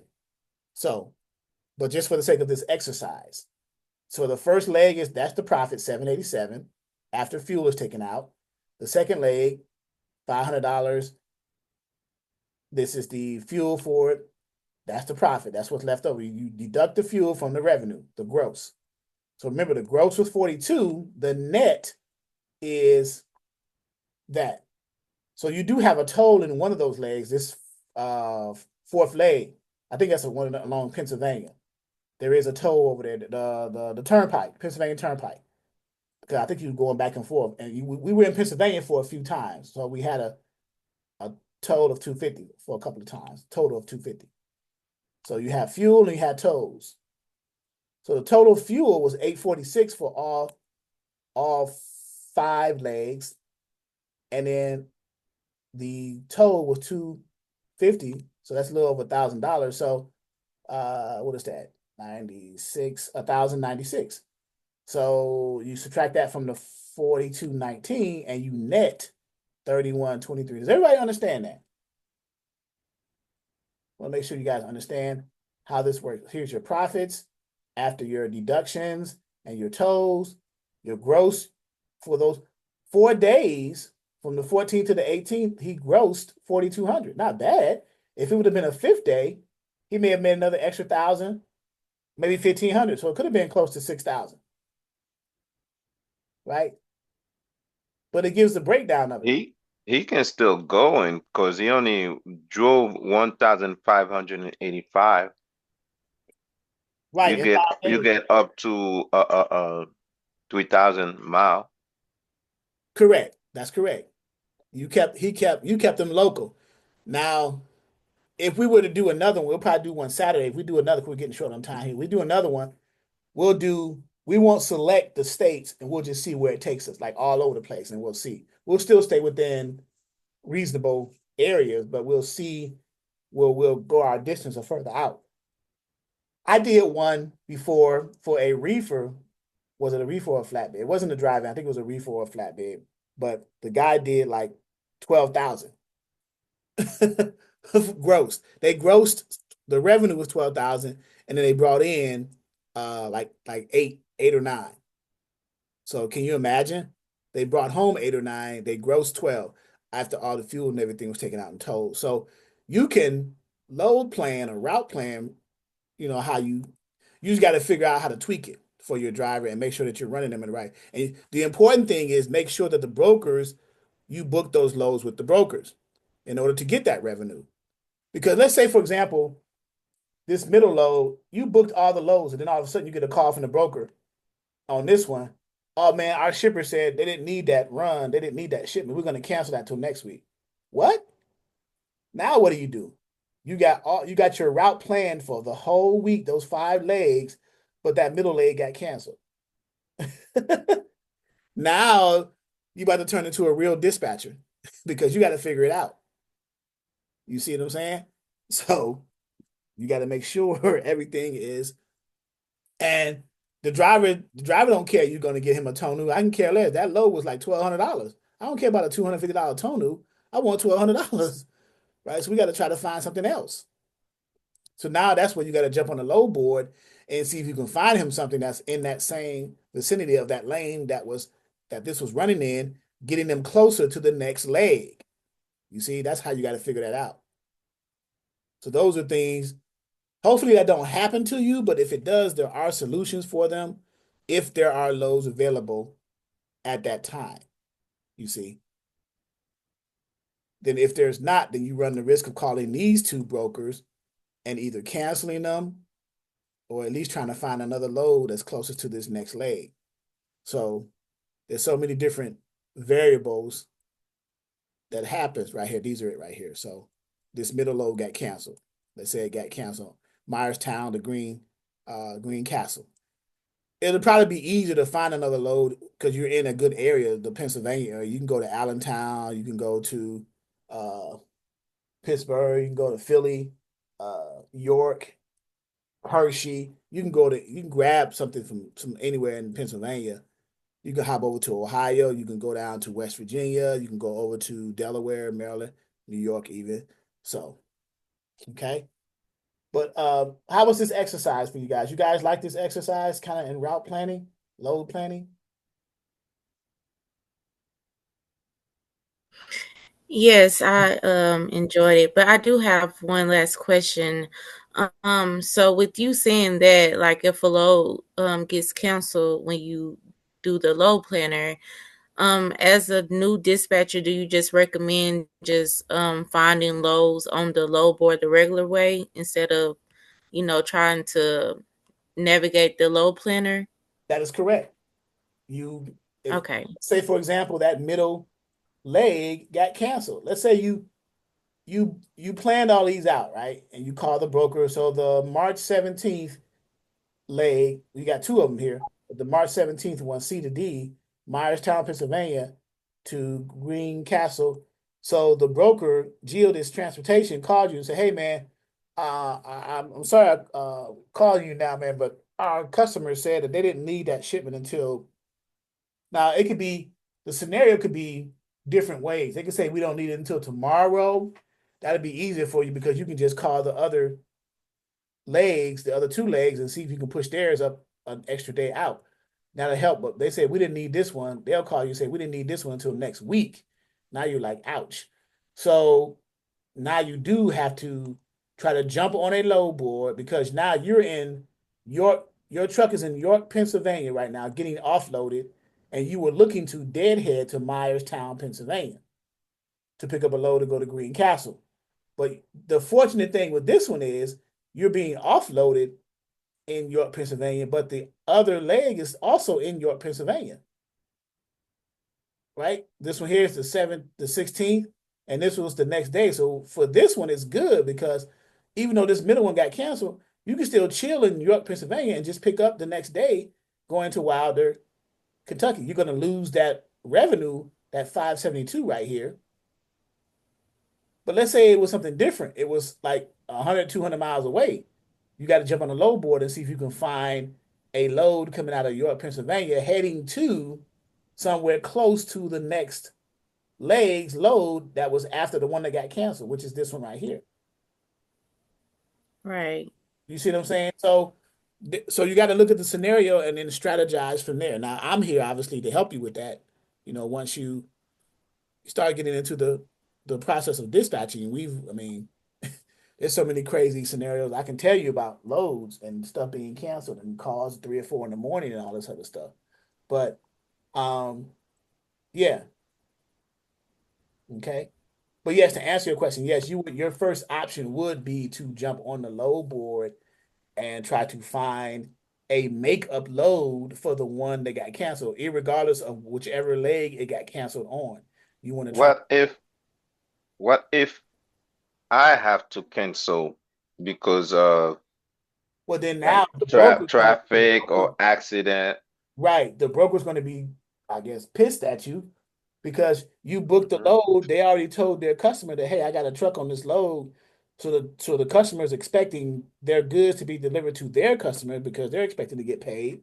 So now you call your customer and say, hey, man, or you call the broker as a driver, or your dispatcher calls them and say, hey, man, my driver, he had an accident. He's not going to be able to make this delivery. So now the question is, well, how severe is that scenario? You say, well, they had an accident because the shipment is on your trailer. So what do you got to do? Do you got to do a trailer interchange? Another power unit got to come? Are you willing to drop your trailer and let somebody else take that trailer and finish that delivery, sign a trailer interchange agreement? Or are you able to get to a local offloading, transloading facility and transload it to somebody else's truck so they can take it, and then you go ahead and get your truck fixed? So you got to see what the scenarios are there. You know, how deep and severe is that scenario? And what is the circumstances of that? Again, there's so many. This is a volatile industry. A lot of things happen, but there's contingencies for those things. There are contingencies for it. So Charles. Yeah, and I just want to say, I did see that somewhere else. It was a different course. Someone stating that you kind of have to be careful when you are booking loads ahead of time, just in case something does happen, because that can negatively impact the carrier's MC if they don't make the next pickup with that broker. Well, so I'll say this. It doesn't negatively affect the MC. Canceling loads doesn't affect the MC. What affects the MC is doing something that's gonna the FMC that's gonna be shunned upon in the eyes of the FMCSA. Canceling loads by a carrier with a broker is only going to cause the broker to put the carrier on the DNU list, the do not use. And Okay. but it wouldn't put them out of service or anything like that, cause any negative effect because the affecting the carrier's MC has something to do with the FMCSA, the Federal Motor Carrier Safety. That's a legal, the governing body for the motor carriers and the brokers. So a carrier, because So I had a carrier who dropped loads left and right. My reefer guy, he was dropping loads. I don't want this load. Well, let's cancel. I'm not gonna even pick it up. Don't even tell the broker. Find me another load, and I'll find him another load. And he was just left the broker hanging. He said, I don't care if they put me on DNU. I don't care if they put me on a DNU list, the do not use list. They suck as a broker anyway. So he didn't care. He was just running, and he ran for 20 years. So again, it's situational, right? It's situational. But it doesn't affect doing that doesn't affect their MC. Now, if they were driving, if they did stuff that put them out of compliance and did stuff that was illegal and all this other, that can affect their MC. But doing something like that, it's not gonna. So it just affects their relationship with their broker, pretty much. Yeah, that particular broker, right? And if they're a small Okay. mom and pop broker, it doesn't even make a difference. Now, if they're like a C.H. Robinson, TQL, Coyote, one of the larger boys, even them, they don't even matter because they got a large contingent of carriers. They be like, okay, you just won't be in our network. Okay, well, carrier be like, so there's thousands of brokers out here. I mean, I don't need you, says the carrier. That's their mentality, right? But the do not use list. So yeah. Yeah, LaDonna make a good point. She said, great. Yeah, it only affects the carrier by putting them on the DNU. Do not use list. May not be able to work with them for a period of time, like a suspension or indefinitely. Right. And that's broker wise. Not so now if you get freight guarded or if you get put on like carrier 411 or a freight guard as a carrier, now that can probably be a little bit more punitive for the carrier because that's everybody's going to see that. They'll log into Freight Guard and they'll see that this MC has been flagged as an MC carrier that doesn't do this, this, and that. So all brokers will see that. If all brokers who have a login to Freight Guard software will see that's a national software that all the brokers look at to kind of like categorize not only carriers but brokers too. Brokers get Freight Okay, and I believe that's what she was referring to, the what I was talking about, what you right, just Freight Guard. described. Yeah, Freight Guard. You Yes. get Freight Guard. Yeah, Okay. brokers can get it too. Hey, Charles. Yes. Yes, Lowell. I think this planning thing is a good exercise. You should do more of it. And also the word you mentioned earlier when you run into Transload. transload, I think you should also have a special class for that to show the process and things like that.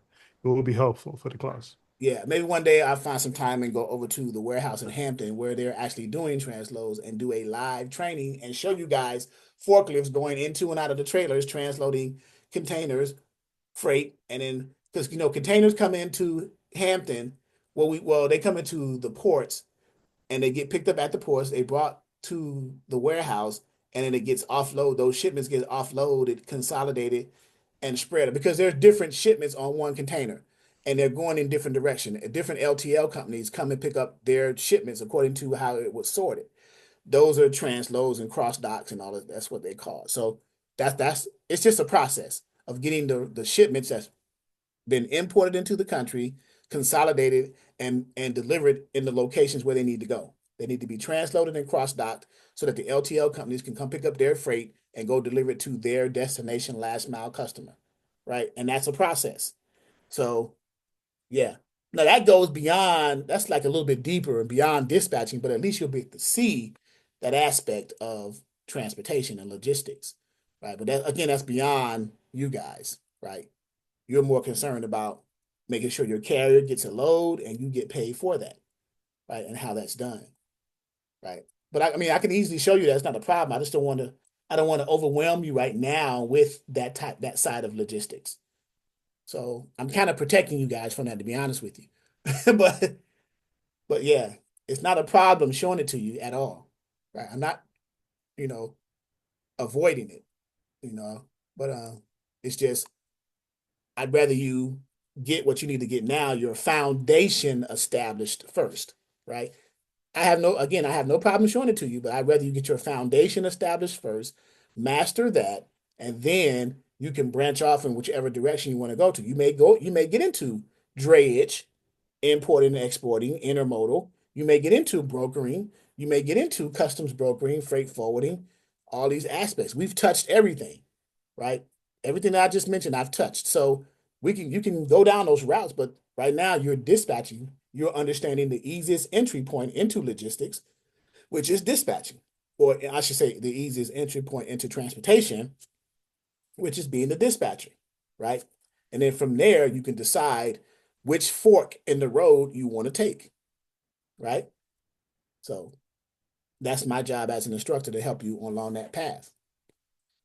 Okay. But yeah, certainly, Lawal, not a problem. And yes, this Saturday I will do another exercise in the load planner, a little bit more further out. We still have our OTR carrier, and I'll use the same scenario. We'll have an OTR carrier. We'll change the equipment type. We'll call it a reefer, right? So if you get a reefer carrier, we'll show you the difficulties of having a reefer carrier because there's a lot of potential claims with reefer freight because things can spoil and go bad and get rejected. There's multiple pickups, multiple stops, cold storage facilities, wait times, detention. There's a whole bunch of extra scenarios involved in reefer freight, right, LaDonna? LaDonna is a reefer carrier. So the beauty of this is we have people who actually we not only talk about this, we actually do it. So yes, LaDonna, yep, LaDonna says yep. So yeah, I did reefer my whole truck and driving career. yep. So how long does it take for you to look at strawberries before they go bad, Moonlight? How Potatoes, long? onions, how long? You can look at a strawberry and it goes bad. You load up strawberries in your truck, and you got to be careful how you refrigerate it, how you set your Yeah, TCU. you just gotta make sure the reefer is running exactly in what temperature they request you to run it in. Correct. If something's going on, if something's wrong with the reefer, you gotta make sure it get fixed ASAP because the temperature of the reefer have so long for before it drop or get too cold. So you gotta make sure that reefer gets fixed ASAP. Like you gotta spend that money and get it fixed, or else you're gonna lose it. Right, that temperature control unit it consists of components. It has a motor, it has components that has to run itself. It needs to be fueled up, just like the engine, just like the truck needs to be Hmm fueled up. So you gotta. And they have like reefer track a temperature tracker inside the reefer too, so That's they correct. know what's going on.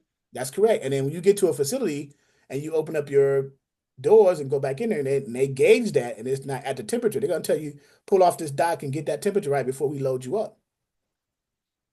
So, and because you're trying to run something continuously, a certain commodity, and you've been paid as a carrier to run it continuously, so you need to have your reefer unit set to that temperature prior to being Before they can even load you. That's correct. Prior to loading, right? That's what I said. Yep. Prior to loading, you Mhm. got that has to be set. So pull off the dock, let the next man come. So you just wasted 2 or 3 hours because the next man just took your place in the bay door. Now you got to wait till they get loaded, and then you got to come back. I've had this done before. This is crazy. I laugh. I laugh, but I'm angry. This was years ago, but that's happened. I mean, so you got to be careful, you know. But we'll get into that next trend. We'll get into that Saturday. We'll go over another lesson of the load planner. We may even do not load planner, but we may do the other feature on 123 load board called Trip Builder. So you can load plan your loads and you can build trips for your carrier. So we'll compare and contrast those two different features to kind of see how you like the functionality of 123 load board. And remember, for those of you who don't have 123 load board, we still have our promotional um, relationship with the software where you get 30 days for free and then you get to purchase it without having an MC number as a dispatch because we have a partnership with them. So that's another beauty of it. So, um, okay, guys, good training. I appreciate you guys tonight. Now, how do we sign up for the 123 load boards? Great question. Let me go in there What you just mentioned, that whole promotion.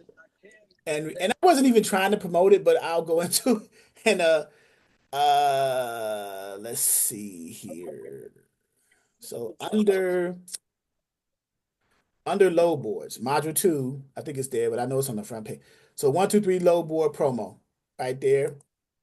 And right here we get, 123 load board promotional offer. The promo code is 48,000. I have a video that shows you myself and the team of 123 load board. Okay, perfect.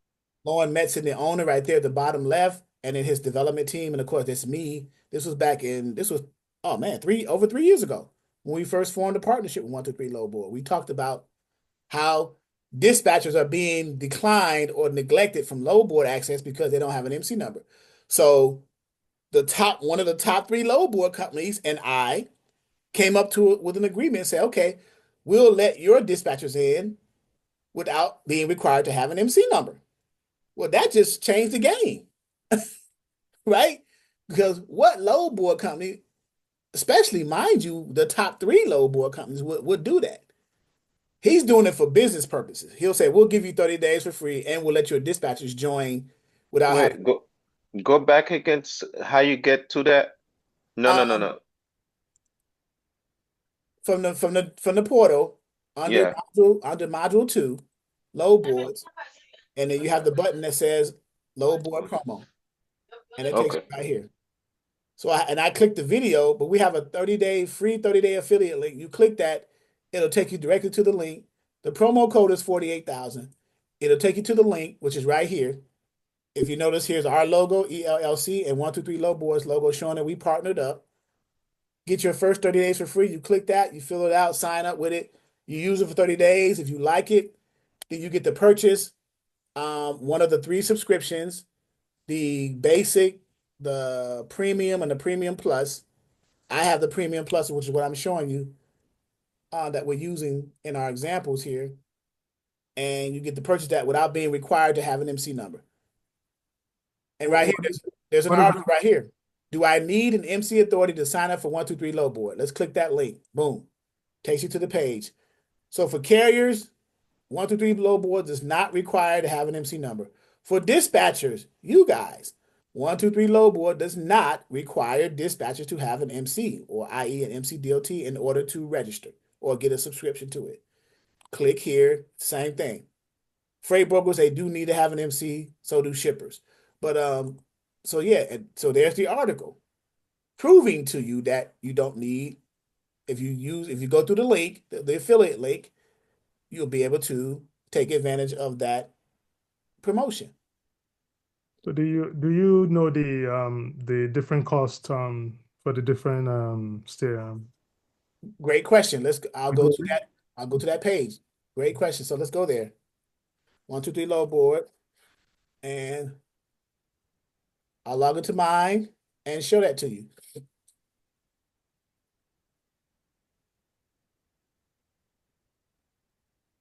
So let's go down to settings, I believe it's in. And here's the plan, manage the plan. So we have, this is my plan.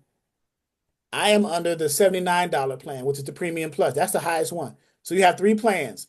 You have the standard, which is $39 a month. And here's what's all included in the standard.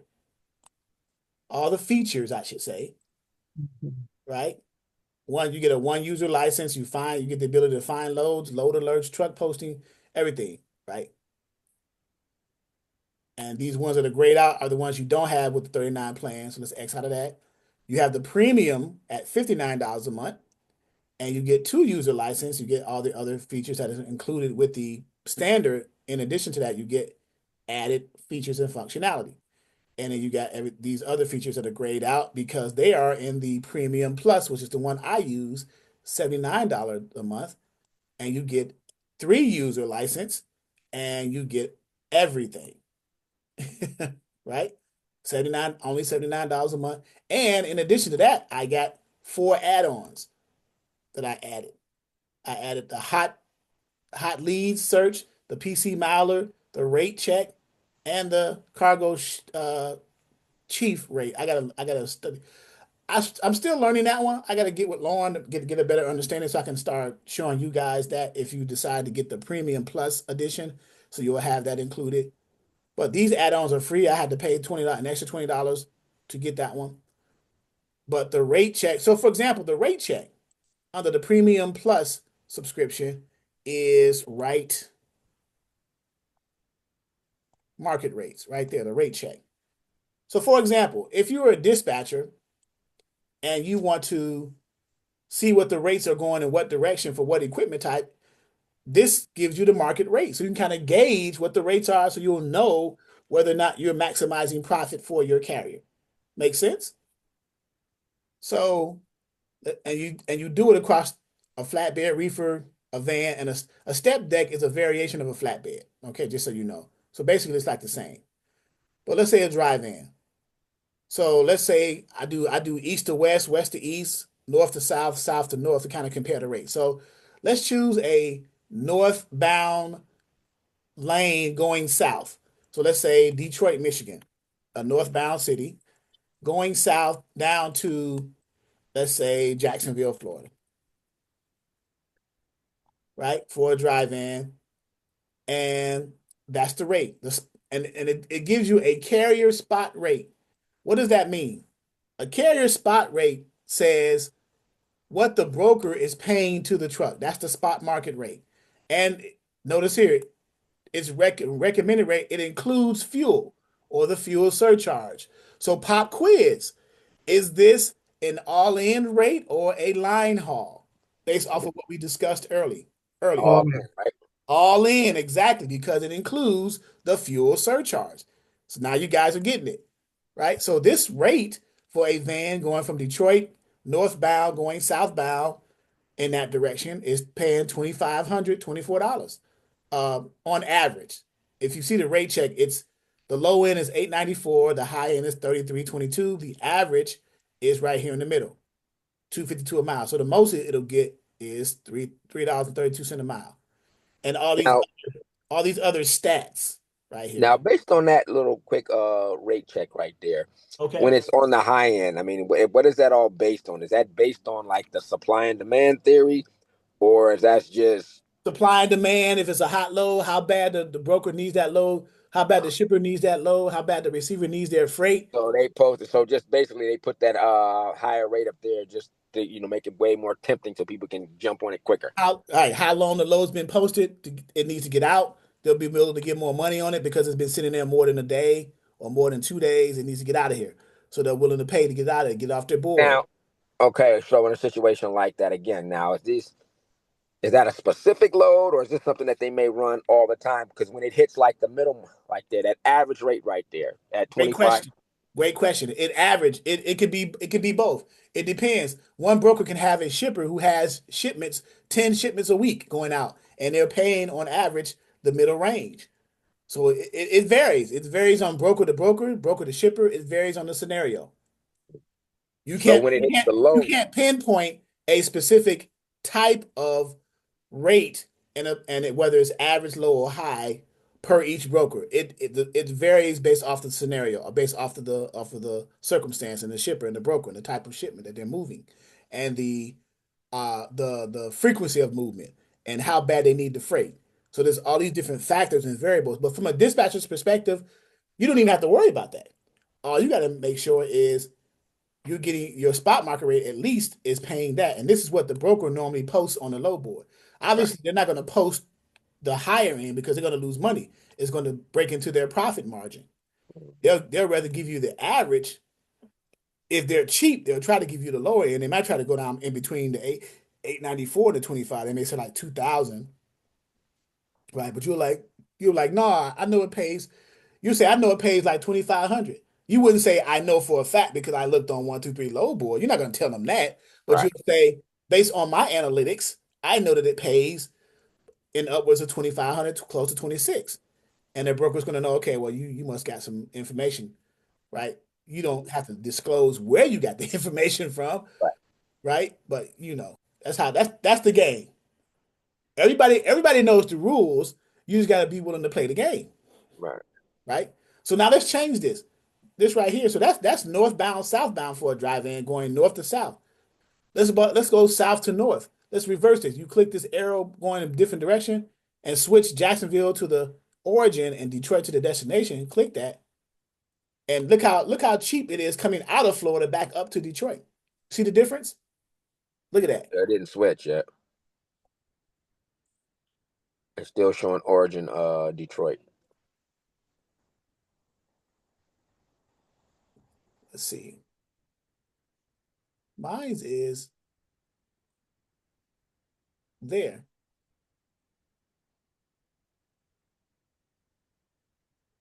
Let's switch that.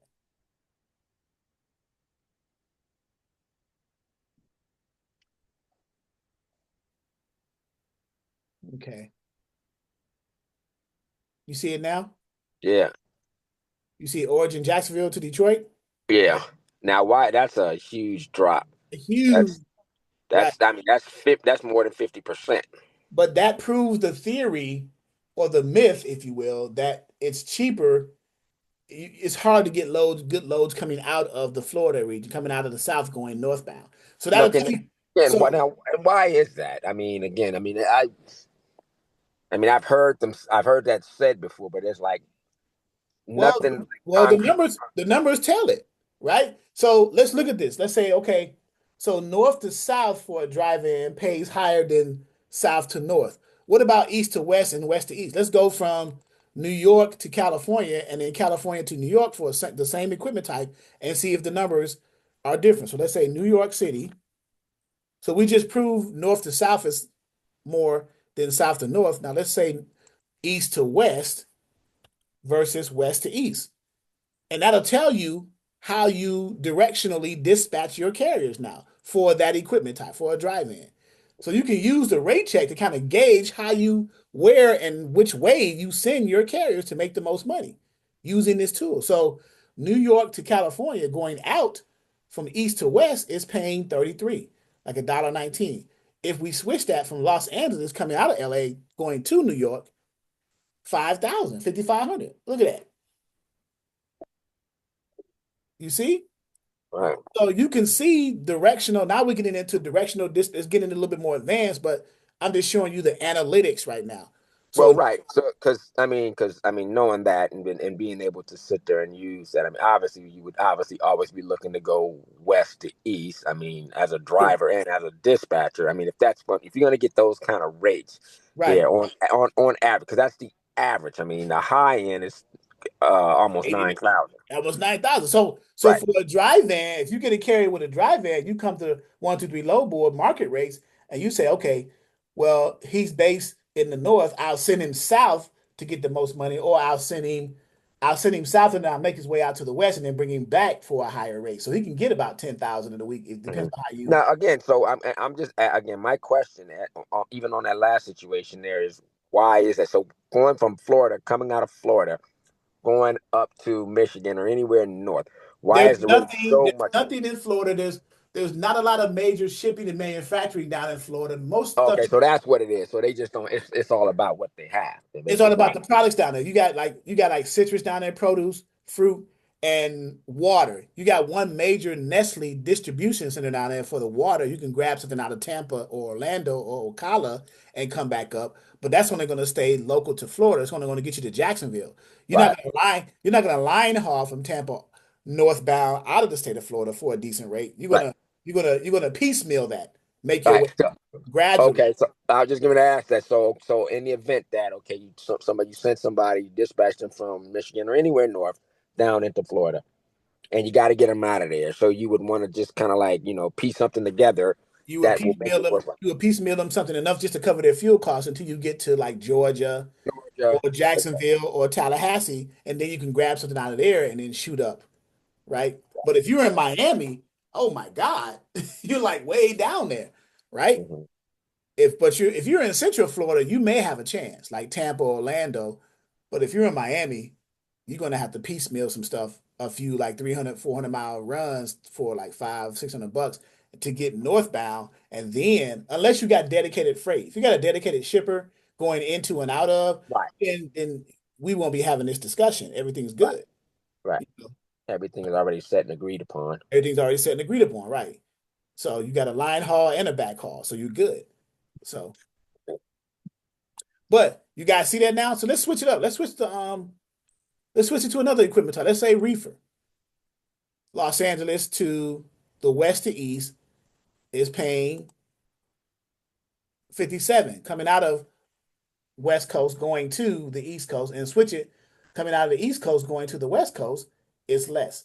So it's still for a reefer, the theory is the same. West to East pays more than East to West. What about North to Again, South? now why is that in that case?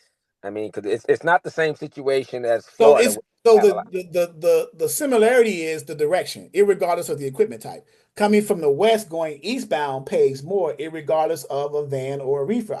If you look at that and analyze it, we changed the equipment type, but the direction was the same. Going No, from I understand. I'm saying, so why would the rate drop? I mean, re- I because mean, even though the direction there's more out of the west going eastbound. than it is east coming west. Correct. So the shippers manufacture. Now there are shippers and manufacturers on the East Coast, Right. but they're not willing to pay higher rates to get their products to their customers going westbound. Then there are westbound manufacturers willing to pay to get their products eastbound to their customers. So this is all that. So in a situation like that, you also have, because I guess, well, from what I'm understanding, and it seems like, yeah, I'm trying to make sense of this, is one of the things that you probably want to pay a lot more attention to is quantity. Given, like you said, you have more westbound. I mean, west going east. I mean, coming from the west going east as opposed to east coming west, because you have a lot more volume. Well, not only volume, yeah, volume, commodities, correct, all of that, yeah. So the same thing for a reefer going northbound to southbound. To the south, it pays 28, and then south to north, it pays 17. So it's less. So the direction seems to be the key. From north to south for a reefer and a dry van pays more than south to north. And then for a reefer and dry van from west to east pays more than east to west. Let's change that to the last of the three equipment type, which is the flatbed. Let's do a flatbed from north to south, 25, and south to north, 16. So it holds true for the reefer. Let's do west to east, east to west, right? Like we did before. Los Angeles to New York. So you see a pattern here, guys? Yeah, but this is okay. This is flatbed. This Okay. is flatbed. So coming out of the west going east is 53. Coming out of the east going west is 55. So it's almost similar. The flatbed could be like the exception. Okay. Yeah. Pretty much close. Yeah. Okay. But the theory is the analytics is speaking to you here. North-south pays more than south-north directional. So as a dispatcher, if you get one of these three major equipment types, now you kind of have an idea of how you want to run them, right? If you get a carrier who's based in like Michigan or Ohio, you want to run them southbound than you would south to northbound to maximize their truck. Or if you get a carrier for a drive-in flatbed reefer who's based in the West Coast area, like Nevada or Los Angeles, you want to run them eastbound to maximize the profit in their truck, than to run them the other way. Or Now here, you may run them east. You may run a Los Angeles carrier drive-in flatbed or reefer eastbound to Detroit to maximize, and then from Detroit southbound to get more money. So now they're eating twice. How many miles is that? Well, this one here, the New York to LA, it should show it's like Yeah. 28, yeah, 2800 it's like right close to there. 3,000 miles. Yeah, 2800, Ooh. 2806 right there. So now you get to see, you can run if you got a Los Angeles based drive-in, you can say, okay, I'm gonna run you to Detroit and I'm gonna bring you down to Jacksonville from Detroit for that week and a half, and you'll make, I don't know, close to $8,000 because you're maximizing direction, right? You're maximizing direction for them. So going from Los Angeles to Detroit or Michigan, and then from Michigan down to Florida. That's how you maximize. Let's do that. Los Angeles. No, I was trying to repeat what you said. That's the name. Yeah. Los Angeles to Detroit. Okay, 41. All right, this is a drive-in. You ran it from Los Angeles to Detroit, 41, almost 40, let's say 4,200.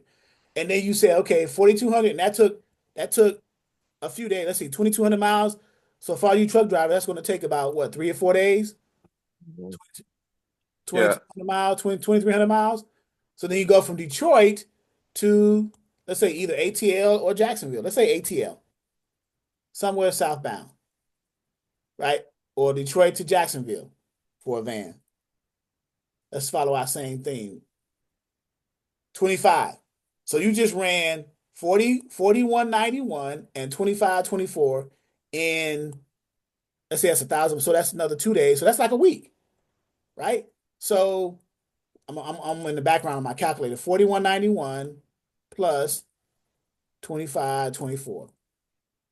So you just made them $6,800, $67.15 in a week for a drive-in. I'm sure they'll run that. Yeah. Right now with the rates how they are. Okay.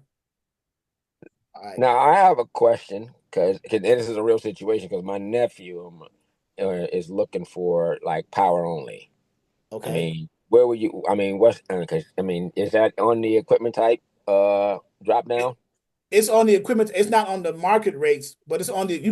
You can list power only as an equipment type to find loads. Yeah, there are Okay. loads out there for the equipment type. Let me log out here because we're past our time. But yes, there are.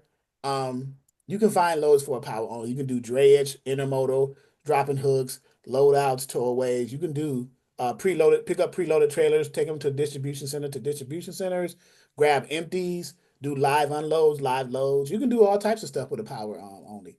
Okay. Yeah, not a Okay. problem. Got it. Guys, I think we've had enough fun, right? Yeah, that was Yeah, a lot. that was a lot, right? Jacqueline Brown, see you got some young That man. was interesting. Very interesting. Yep.